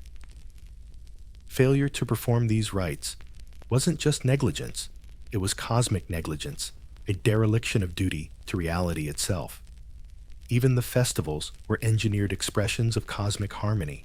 Every season brought processions, music, and feasting, each tied to the agricultural calendar. Inti Raymi, the festival of the sun, celebrated the winter solstice, the sun's rebirth. Koya Raymi honored the moon and women. Kapach Raymi, the year's end, marked the time of purification and initiation. Through these ceremonies, the people were constantly reminded that they lived within a sacred contract: give and be given to, honor and be protected, maintain the balance or risk unmaking the world. And yet, for all their precision, the priests of Cusco began to notice something unsettling. The stars no longer seemed to align quite as they once had. Some festivals fell a day early, others a day late. The sun, it seemed, had shifted ever so slightly in the heavens. Perhaps it was only the feverish imagination of a society stretched to its limits. Or perhaps, as some whispered, the gods were stirring, preparing for something unthinkable. For in the same years that the priests saw the sky go strange, the world below was breaking apart. Two princes, Huascar and Atahualpa, would soon drag the empire into civil war. And while they fought, a new kind of spirit would enter their world, not a god of the mountains or rivers, but of the sea riding wooden beasts, clothed in metal speaking thunder. The old spirits were listening, but they would not intervene. The balance of the world was about to collapse. High above the sacred valley, where the air turns thin, and the silence hums like the strings of a distant harpstone, cities still cling to the spines of the Andes. They rise from mist and memory: Machu Picchu, Ollantaytambo, Pisac, each perched so high it feels less built than summoned. These were not simply fortresses or royal estates. They were acts of worship carved from the mountain's own body, where the Inca blended architecture, astronomy, and devotion into something almost supernatural. No empire has ever treated the landscape with such reverence or such precision. To the Inca, building in stone was an extension of prayer. Their architects did not impose on nature, they negotiated with it. Each wall followed the contours of the hills, each terrace curved to catch the sun. Mountains were not obstacles, they were collaborators. And nowhere did this partnership between stone and sky reach greater perfection than at Machu Picchu. The city lies hidden among knife-edge ridges, nearly 8,000 feet above sea level, invisible from the valleys below. It wasn't a lost city, it was meant to be secret. Built in the mid-15th century, likely under Pachacuti, Machu Picchu was a royal estate, yes, but also a cosmic retreat, a sanctuary between heaven and earth. Its layout mirrors the Andean cosmos itself. The eastern terraces catch the sunrise. The western ridge faces the setting sun. The city's axis points toward Huayna Picchu, the towering peak that looms like a guardian spirit. In the center stands the Intihuatana, the hitching post of the sun, a carved granite pillar aligned so precisely with the solar calendar that on the equinox, the shadow disappears entirely. The sun, for one brief moment, stands still, tethered to the world by geometry. Nearby temples bloom from stone. The Temple of the Sun, with its curved walls of perfect masonry aligned to the solstice sunrise. The Room of the Three Windows, opening toward the dawn, symbolic of the Inca Trinity, sky, earth, and underworld. The Sacred Plaza, where priests observed the heavens while water channels murmured below, turning ritual into sound. Even the boulders scattered through the site are not debris, but design. Many were left half-carved, as if to show that stone itself was alive eternally, in transition between nature and art. From afar, Machu Picchu looks like it grew there. And perhaps it did. It was both city and metaphor, a model of cosmic order suspended above chaos. Further down the valley lay Ollantaytambo, another masterpiece built partly as fortress, partly as spiritual laboratory. Its massive terraces rise like stairways for giants, each one perfectly angled to catch the morning light. The main temple, though unfinished, contains some of the most astounding masonry in the Andes. 6 monoliths of pink rhyolite, each weighing 50 tons, carved and fitted so flawlessly that a knife blade cannot pass between them. The blocks came from a quarry across the river miles away and hundreds of feet higher. To move them, the Inca dragged the stones downhill, then across the Urubamba River, using ropes, levers, and thousands of laborers. Even today, engineers can't fully explain how they did it. There is no written plan, no surviving record, only the stones themselves still bearing faint polishing marks like the brushstrokes of vanished hands. Then there was Pisac, guardian of the valley east of Cusco. Its sweeping terraces curl along the mountainside like green ribbons, each terrace supported by walls of golden stone.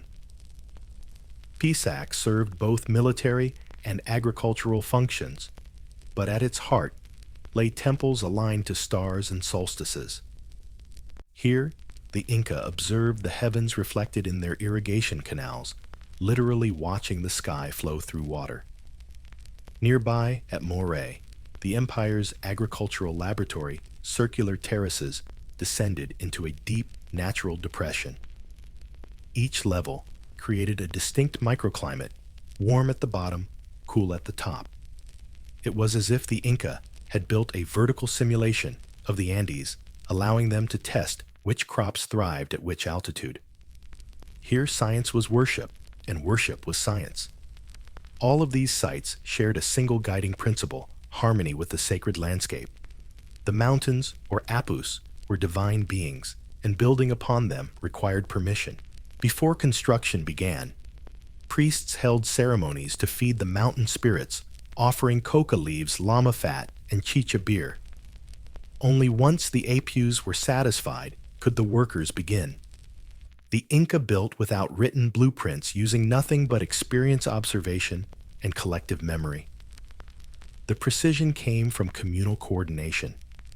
Teams of masons shaped each stone by hand, fitting them through trial and intuition rather than measurement. When a block finally slid into place, it didn't just complete a wall, it sealed a pact between humanity and the gods. Even their quarries were sacred. The process of extracting stone was ceremonial. Workers sang as they split the rock, and when they found natural shapes resembling animals or faces, they stopped believing the mountain had revealed a spirit. Those stones were left untouched, worshipped as huacas. In every city, the Inca expressed this balance between power and reverence. The Sacsayhuaman fortress above Cusco, with its zigzagging walls of cyclopean blocks, represented the puma's teeth, the city's guardian animal. But it was more than defense. It was myth made masonry. The city below was the puma's body, the temple of Coricancha, its heart, and Sacsayhuaman, its jaws protecting the empire's soul. Inca architecture was not decoration. It was ideology carved in granite. Every temple, every terrace, every water channel reminded the people of their place in the cosmos. To walk through those stone corridors was to walk through a philosophy of order and reciprocity. And the effect was mesmerizing. Even the Spanish conquistadors, who would later burn Cusco and melt its gold, stood awed by the stonework they could neither comprehend nor replicate. These walls, one wrote, were made by giants or demons. They weren't wrong, just blind. The giants were generations of laborers guided by faith and mathematics. The demons were time and patience. By Huayna. Capac's final years, the empire's city shone like mirrors of the heavens. Cusco glimmered in gold. Machu Picchu dreamed in mist. Ollantaytambo stood unbroken against the wind. The Andes had been transformed into an open-air cathedral, each mountain a spire, each road a prayer. Yet beneath this perfection, cracks had begun to form not in the stone, but in the spirit. The emperor's death had left two sons to claim one throne. In the temples of the sun, priests prayed for balance. But balance had already been lost. The mountains that had once united the empire would soon become battlefields, and the sacred roads, once carrying offerings and messengers, would soon carry war. At the height of its glory, the empire of the sun seemed eternal. The terraces were green, the granaries full, and the gods satisfied. Yet in the highlands of the Andes, eternity is a fragile illusion. All it takes is one tremor, one unseen fracture for the mountains to remind humanity that even stone can break. The fracture began as whispers along the coast. Traders arriving from the north brought strange stories. Villages where everyone had fallen ill fields left untended llamas wandering without herders. It was said to begin with a fever, then a rash that turned the skin raw and blistered. Entire families died before help could reach them. Priests burned offerings and blamed angry gods. But it was not the wrath of the heavens that had come. It was something older, alien, and invisible: smallpox, carried from far across the ocean by travelers and merchants who had unknowingly touched European ships along the Panamanian coast. The disease moved faster than any army. Along the trade routes of the northern Andes, it spread like a dark wind, unseen but unstoppable. The same roads that had bound the empire together now betrayed it. By the time the sickness reached Quito, Huayna Capac was there inspecting his northern territories. He dismissed the early reports as rumor. The empire had faced drought, famine, and war before what could have fever due to the children of the sun. But then his soldiers began to cough. His servants developed sores. And one morning, the emperor himself felt the first chill. The chronicles tell of a scene both tragic and grand. The ruler of 1,000,000 souls lying beneath gold sheets, trembling as his physicians burned incense and offered prayers. He ordered the priests to summon the mummies of his ancestors that their spirits might strengthen him. Yet even the voices of the dead could not command the new plague. Within days, Huayna Capac was delirious. Within weeks, he was gone. The emperor, who had ruled 2 worlds, Cusco and Quito, was dead, his body swollen and disfigured. In the Inca worldview, disease was a cosmic imbalance punishment for spiritual failure. But this illness had no logic, no morality. It struck priests and peasants alike. Entire Alis vanished, leaving fields empty and roads silent. The priests wept in confusion. The gods had turned away. The mummies, once fed with offerings, now stood mute and cold in their shrines. For the first time in living memory, the Inca had no clear direction from heaven. And in this silence, another sickness began to spread ambition. Huayna Capac had fathered many children, as was custom, but 2 sons stood above all: Huascar, born in Cusco, to the principal queen, and Atahualpa, born in Quito, to a favored secondary wife. Both were legitimate in their own way, both trained to rule, both heirs to divine blood. When the emperor died, he left no clear will. Some chroniclers say he intended Atahualpa to inherit the northern lands, and Huascar the southern, a practical division to manage the vast empire. Others believe he favored Atahualpa entirely. Whatever the truth, it mattered little. The message, like so many others, was carried by runners. And somewhere along the endless roads, the news splintered. In Cusco, the priests proclaimed that Huascar was the rightful heir chosen by Inti himself. In Quito, Atahualpa's generals declared their lord the new Sapa Inca, anointed by destiny. For the first time in centuries, the Empire of the Sun had 2 sons. At first, there was hesitation. Both brothers performed rituals for peace, sending emissaries, exchanging gifts. But beneath the diplomacy, suspicion burned. Huascar, ruling from Cusco, demanded that Atahualpa attend his coronation and pledge allegiance. Atahualpa, pragmatic and proud, refused.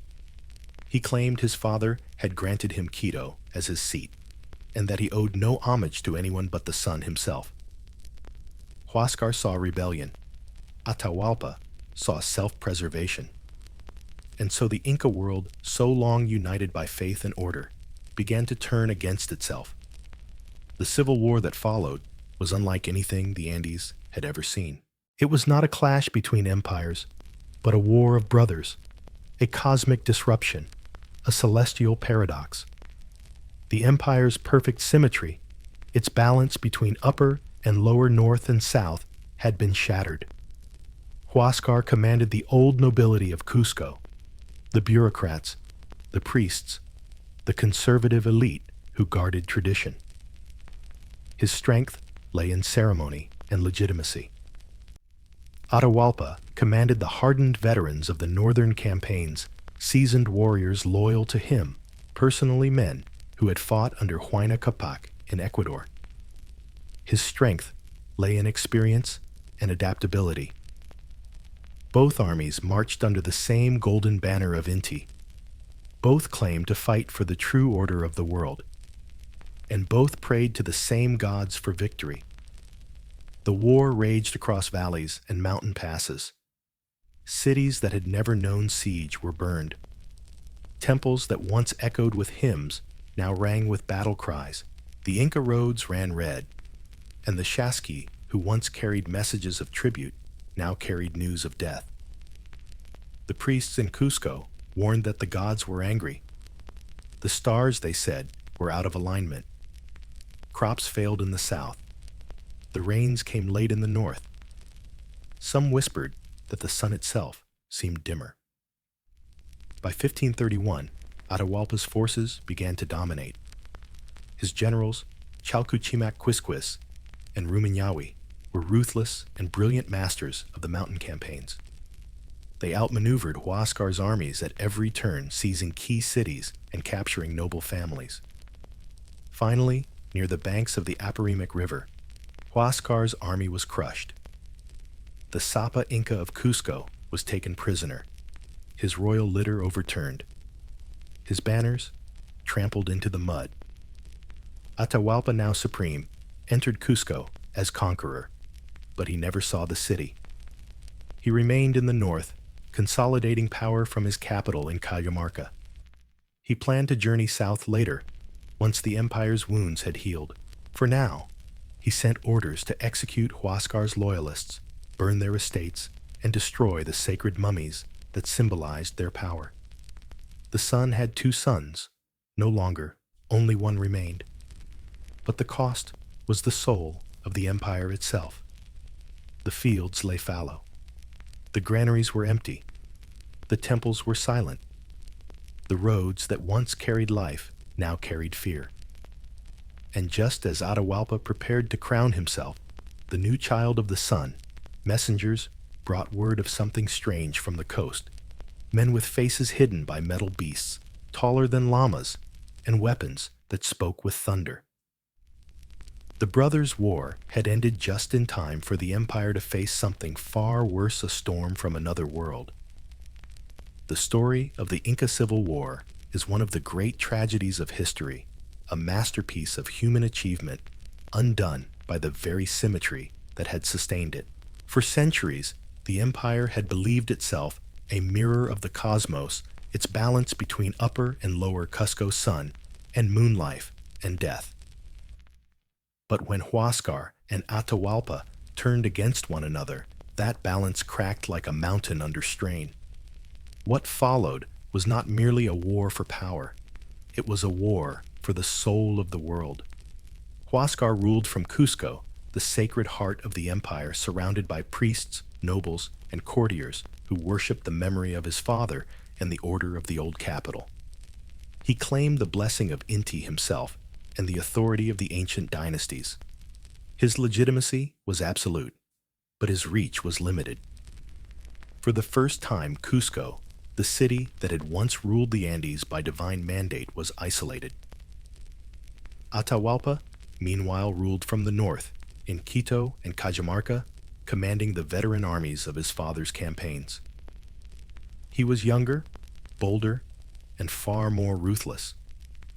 Where Huascar clung to ceremony, Atahualpa wielded strategy. His generals, Chalcuchimac, Quisquis, and Rumiñahui, were among the most formidable commanders the Andes had ever produced. The 2 brothers never met in battle, but their armies did again and again across valleys, deserts, and snow-choked passes. The empire's perfect roads, once arteries of peace, now ferried war. The Shaski, who once carried the sun's blessings, now carried orders for slaughter. At first, Huascar's armies fought valiantly. His general Atac, a veteran of noble blood, led a campaign northward through the Abancay and Cuzapampa valleys. The initial clashes were brutal, but inconclusive pitched battles, fought on terraces and bridges where the fallen rolled down slopes into the rivers below. Both sides prayed to Inti, but the sun stayed silent. Then came the decisive moment. Atahualpa's generals, veterans of the Ecuadorian wars, unleashed a campaign of speed and precision. Their troops, hardened by years of jungle fighting, moved like shadows along the ridges.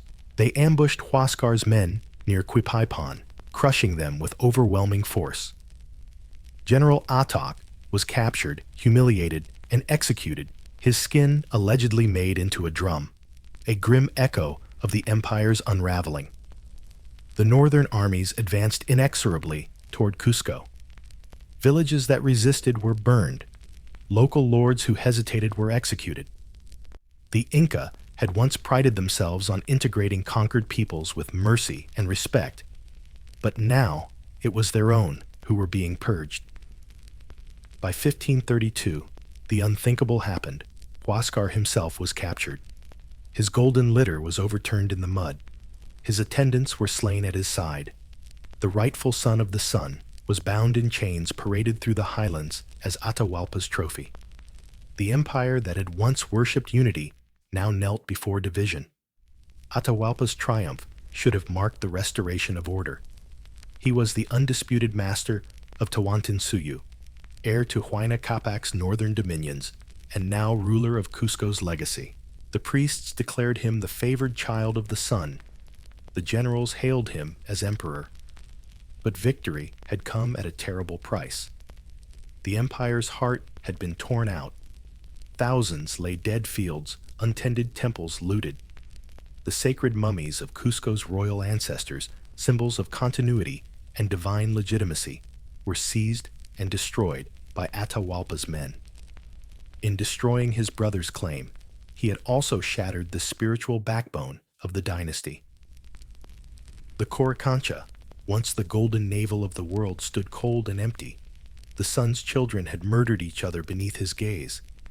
And as the smoke still rose from the burned valleys, strange rumors began to reach Atahualpa's court. From the coast came tales of men with pale faces and hair like straw. They rode animals larger than llamas, wore metal skins that glinted like mirrors, and carried sticks that spat thunder and death. Atahualpa dismissed them at first. The Andes were full of myths, giants, sea gods, prophecies. His diviners told him the strangers might be envoys of Viracocha, the ancient creator god said to have vanished into the sea. Others whispered they were ghosts, perhaps ancestors returning from the west. But the reports grew impossible to ignore. The strangers had landed at Tumbes. They had built wooden towers that floated on the ocean. They had strange beasts that could kill from afar. Their leader was a man named Francisco Pizarro. Atahualpa, ever the strategist, sent scouts to observe. The messengers returned shaken. The foreigners' weapons were beyond comprehension, long rods that roared like storms and could kill from a distance, armor that turned aside arrows and slingstones. They had beasts that ran faster than the wind, trampling men like leaves. Still, the emperor did not panic. He was a man who had defeated armies, crushed rebellions, and unified a continent. What were a few dozen strangers to the ruler of 12 million? He ordered them to be brought inland so that he could meet them as a god meets petitioners. He would not go to them. They would come to him. Atahualpa established his court in Cajamarca, a small city in the highlands, surrounded by his army, tens of thousands of seasoned soldiers. When word came that Pizarro's expedition was approaching, he agreed to grant them an audience. After all, he reasoned, diplomacy was the empire's oldest weapon. As his captains prepared the plaza for the meeting, Atahualpa performed the ancient purification rituals. He bathed in sacred waters, fasted, and offered chicha to Inti, asking for guidance. The empire had faced storms before. It would face this one too. Yet something in the air felt wrong. The priests could not read the omens. The sun seemed dim, the mountains silent. The gods who had guided the Inca through centuries of triumph offered no sign. And so, in November of 1532, when Atahualpa entered the square at Cajamarca, carried high on a golden litter, surrounded by nobles and warriors, he believed he was walking into another ceremony. He did not know he was walking into an ambush that would end the world. The air in Cajamarca that evening was thin and cold, the kind that carries sound for miles. From the surrounding hills, tens of thousands of Inca soldiers camped in ordered silence, their fires flickering like constellations fallen to earth. In the plaza below, the ruler of that vast empire, Atahualpa Sapa Inca Child of the Sun, sat on a golden litter, calm and radiant beneath the dying light. He was surrounded by attendants, bearing fans, priests, carrying sacred emblems, and nobles dressed in feathered robes. Across the square, hidden within the adobe walls of the buildings, another group waited, 168 foreigners, ragged from months of travel, armed with steel and gunpowder. Their leader, Francisco Pizarro, a man hardened by conquest and luck, watched from the shadows. Between the two worlds, the radiant order of the Inca and the restless ambition of Spain, there stretched only a few dozen paces of dust. History for once held its breath. Atahualpa had agreed to meet the strangers not out of fear, but curiosity. He had crushed his brother Huascar's rebellion, and now ruled an empire unchallenged. What harm could a handful of bedraggled men possibly bring? His scouts had reported that the invaders were few, their skin ghostly pale, their beasts terrifying but mortal. Atahualpa had seen omens in the sky, yes, but what emperor had not? He believed himself protected by the sun, whose light no shadow could extinguish. As the meeting began, the foreigners advanced into the square, led by a Dominican friar named Vicente de Valverde, holding a small object in his hands, a book. He stepped before the emperor and began to speak his words, translated haltingly by a captured native interpreter. He spoke of one God, one king, one faith. He told Atahualpa that the Pope in distant lands had granted this world to Spain, and that it was now his sacred duty to submit to the true faith. Atahualpa listened, his expression unreadable. He had never heard of this Pope, this king, this God of foreigners who claimed to own a world they had never seen. He asked to see the book. Valverde handed it to him, a Bible. The emperor lifted it to his ear, expecting it to speak. When it remained silent, he frowned and tossed it aside, saying coldly, "It tells me nothing." To the friar, this was blasphemy. To Atahualpa, it was common sense. But at that moment, the gulf between their worlds became infinite. Valverde turned and shouted to Pizarro, "Attack them. These dogs reject the faith." Then came the sound no Andean ear had ever heard before the explosion of cannon fire. The square erupted. Smoke filled the air. Horses charged from the shadows, their riders armored in steel. The Inca attendants froze in confusion. They had never seen such beasts, half man, half animal, breathing fire and thunder. The conquistadors crashed into the crowd, cutting through unarmed nobles, with swords that gleamed like lightning. The Inca panicked. They carried no weapons, for it was a day of peace and ceremony. The sound of gunfire echoed against the walls. The smell of blood and burning cloth filled the air. Atahualpa's litter swayed as his bearers fell, one after another. The emperor, still seated, raised his hand to command calm, but his voice was drowned by chaos. Soldiers tried to shield him with their bodies, but the foreigners slashed them down. Pizarro himself lunged through the carnage, grabbed the emperor's arm, and shouted for his men to hold fire. "Alive," he yelled. "Take him alive." And so they did. In less than an hour, thousands of Inca lay dead in the plaza, while not a single Spaniard had fallen. The greatest empire in the Americas had been decapitated in one blow, not by armies, but by astonishment. The Emperor of the Sun sat in chains. That night, the smoke of burning bodies rose into the cold Andean sky. The stars looked down on a world they no longer recognized. Atahualpa, imprisoned in a room of stone, faced his captors with dignity. He understood at last that these men were not gods. They ate, drank, bled, and stank of fear. But he also understood their power guns, horses' disease. They were a plague made flesh. Pizarro, ever pragmatic, treated his captive as both hostage and guest. He knew that through Atahualpa, he could command the empire itself. The emperor was allowed to hold court within his cell. His attendants brought him food, women, and gifts. The Spaniards demanded gold as ransom, an amount that defies belief even today. Atahualpa agreed. "I will fill this room with gold," he said, motioning to the walls, and twice with silver. Over the following months, runners carried his orders across the empire. From every temple, from every palace, from the hidden vaults of Cusco itself, gold flowed toward Cajamarca statues, discs, ornaments, even the golden panels from the Coricancha temple, all melted down into ingots by the invaders. In total, more than 24 tons of gold and silver were gathered enough to buy kingdoms in Europe. The Spaniards, who had arrived penniless, now stood ankle-deep in treasure. But greed is never sated. Even as they catalogued their plunder, Pizarro's men whispered that the Inca armies were gathering that rebellion brewed in the mountains.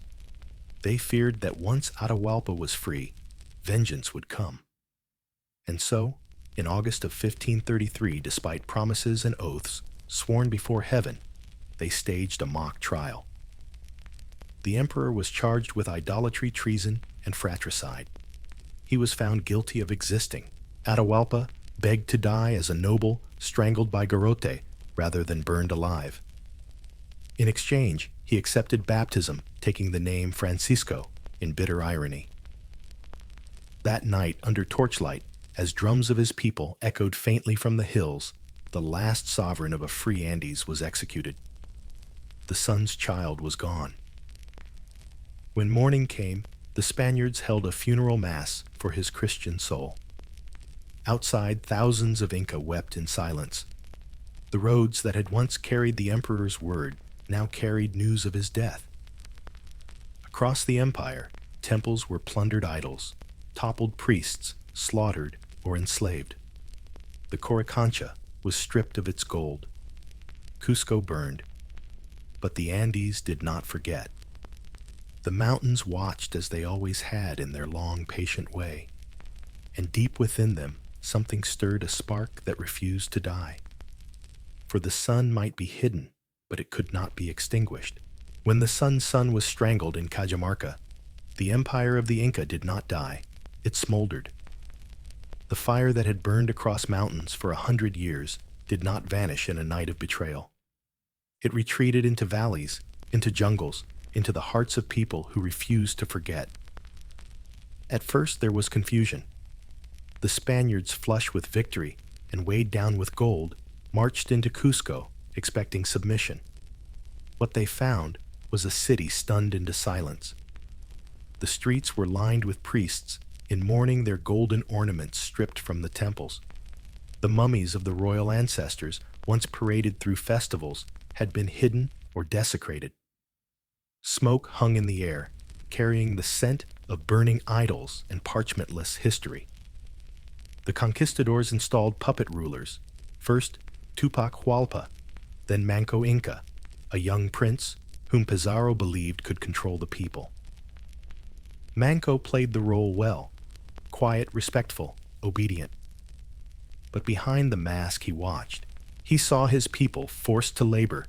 His nobles whipped his sisters taken by Spanish soldiers.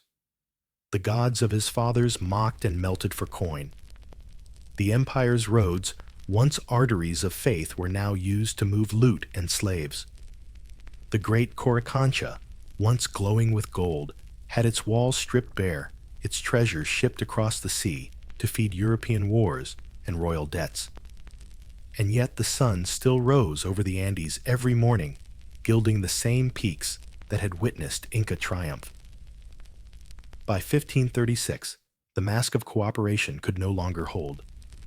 Manco Inca fled Cusco, under pretense of pilgrimage, gathered the remaining generals, Quizquiz, Titu, Cusi, Yupanqui, and others, and raised the banner of rebellion. It began like thunder. From the forests and high valleys came tens of thousands of warriors, archers, slingers, stone throwers, and farmers armed with bronze axes. They descended upon Cusco in waves surrounding the Spanish garrison. For weeks they besieged the city, hurling flaming stones into the streets, burning the wooden roofs, and chanting the old hymns of Inti. The Spaniards, trapped and terrified, held out in the fortress of Sacsayhuaman. The walls that had once protected the Inca now shielded their conquerors. The battles there were ferocious. The terraces ran red. Spanish chroniclers later wrote that the air itself seemed to vibrate with the sound of slingshots. Stones moved faster than arrows, striking men from their horses and shattering armor. For a moment, it seemed the empire might rise again, but the Spaniards, desperate and cunning, launched a night assault. Manco's commanders were captured or slain. Sacsayhuaman fell. Cusco, battered and burning, remained in foreign hands. Manco Inca retreated into the mountains first to Ollantaytambo, where he built defenses among the terraces and waterfalls, and then farther still into the remote jungles of Vilcabamba. There, deep in the green labyrinth beyond the Andes, he founded the Neo-Inca state, the last ember of a dying sun. For 35 years, the jungle kingdom endured. Hidden from the Spaniards, Manco and his successors ruled as their ancestors had, performing rituals, maintaining roads, training warriors. Messengers still ran through the forests, carrying word to loyal highlanders who refused Spanish rule. They said the sun had not died. It was only resting behind the clouds. Manco's court was a paradox. His nobles wore Spanish silk, but worshipped the old gods. They brewed chicha and spoke Quechua. They debated strategy by torchlight beneath the stone idols of Viracocha and Inti. To the Spanish world, Vilcabamba was a ghost kingdom, a rumor that would not fade. In 1544, Manco was murdered, ironically by Spanish fugitives he had once sheltered. His son, Sayri Tupac, briefly accepted peace and returned to Cusco, living as a Christian lord. But his half-brother, Titu Cusi Yupanqui, later renounced that peace and restored Vilcabamba's independence. For decades, the jungle hid a secret war, ambushes, assassinations, small victories. Finally, in 1572, Spanish patience wore out. The Viceroy of Peru sent an army into the jungle under Viceroy Toledo, determined to extinguish the last trace of Inca sovereignty. The soldiers cut through the dense forest, following rivers that shimmered like serpents. They found the capital small, smoke-filled, but still defiantly Inca. The final emperor, Tupac Amaru. He fled on horseback, but was captured after days of pursuit. They brought him to Cusco, the city of his ancestors, and built a scaffold in the plaza, where his forefathers had once been crowned. The crowd was silent as he stood before them, barefoot, dressed in black, a golden fringe around his head. A priest offered him a crucifix. He refused, murmuring, "I will die as my fathers did." As the blade fell, thunder rolled across the valley. The people wailed, and the Spanish chroniclers swore the sky darkened. Thus ended the royal line of the Inca, at least in body. But the soul of the empire refused extinction. The Inca gods merely changed masks. In the centuries that followed, the sun became the face of Christ, the Earth Mother became the Virgin Mary, and the rituals of planting and harvest continued beneath new names. The Quechua tongue endured, whispered in markets and sung in lullabies. The terraces still fed the Andes. The Spaniards had conquered the land, but not its rhythm. The mountains had seen too many empires come and go. And so the Andes kept their secret, the heartbeat of the sun, buried beneath stone and snow, waiting for the day it might rise again. Centuries have passed since the last Inca breathed his final prayer beneath the Andean sky. The conquistadors who marched into the highlands, drunk on gold and glory, are long gone, buried by the same earth they once plundered. But the empire they broke apart has never truly vanished. It lingers in the stones and the terraces, in the language of a people who still whisper to the mountains. The sun, though dimmed, has not died.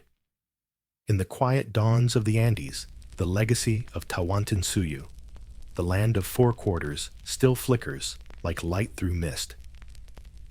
Walk through the sacred valley today, and you can still feel it. The terraces of Pisac and Ollantaytambo hold their green steps against the mountain's flank as if time forgot to erode them. The stones of Cusco still fit so precisely that earthquakes shrug and pass them by. And in the silence of Machu Picchu, the wind still traces the outlines of rituals long gone, whispering through doorways built for the sun. The Spanish melted the gold, but they could not melt the architecture of belief. Every curve of an Inca wall still echoes their philosophy: order, reciprocity, balance. Even stripped of its idols, the Coricancha remains a symbol of light captured in stone. It became a cathedral, yes, but beneath its Christian altars lie the foundations of a cosmos older and wider than Europe could imagine. The roads too endure. The Capacñan, once the empire's veins, still run across the spine of South America, threading through deserts, crossing volcanoes, vanishing into jungle. Villagers still walk them, carrying goods, prayers, and songs. Centuries later, the same paths still connect communities that speak the same Quechua words, plant the same crops, and make the same offerings to Pachamama before sowing. The empire's heart beats quietly in ritual. Farmers still sprinkle chicha on the earth before drinking. Women still weave patterns that tell the story of the cosmos: diamonds, for stars, zigzags, for lightning crosses, for the four quarters of the world. Every act, no matter how small, carries a memory of reciprocity: today, for you; tomorrow, for me. In the rhythm of the Andes, the ancient order persists. Even the stories of the last emperors refuse to fade. In the 18th century, a man named José Gabriel Condorcanqui, a descendant of the royal line, took the name Tupac Amaru II and led a great rebellion against Spanish rule. He declared himself the rightful heir of the Inca, calling for freedom, not just for nobles, but for all who toiled in the highlands. His banner bore the sun once more. For a brief blazing moment, it seemed the Andes might awaken again. But like his ancestor, Tupac Amaru II was captured and executed dismembered in Cusco's main square, his body torn apart by horses before a horrified crowd. Yet even as his limbs were scattered, his name refused to die. It passed from mouth to mouth, village to village, until it became a whisper of defiance, a promise that one day the sun would rise again. That whisper traveled far. Centuries later, it would echo in revolutions across Latin America, in songs and poems, even in the name of modern movements seeking justice and dignity for indigenous peoples. The Inca did not return as kings, but as symbols of endurance. And still, the mountains watch. The Apus, the sacred peaks, have outlasted every conqueror. They remember every offering, every cry, every stone lifted in faith. To walk among them is to feel history breathing beneath your feet, a reminder that empires may fall, but the earth keeps its own memory. In the end, the Inca story is not just a chronicle of conquest or collapse. It's a parable of resilience, of a people who built harmony out of hardship: order, out of altitude beauty, out of stone. They tamed the world not by dominating it, but by listening to it. And though their temples lie in ruin, their principles remain alive, wherever a farmer turns the soil, wherever an old woman lifts her eyes to the dawn and murmurs a prayer to the sun. If you stand in Cusco at sunrise on the steps of the old Coricancha, you can still see it, the first rays striking the mountains, spilling gold across the city. For a heartbeat, the walls glow again, just as they did when priests raised golden chalices to the heavens, when music echoed through the valley, when the empire believed the sun would never set. But of course it did. And yet it rises every morning, over and over again. The empire of the sun endures not in crowns or armies, but in the rhythm of the Andes and the memories of its people. It was never truly conquered. It was only transformed into legend into landscape, into light.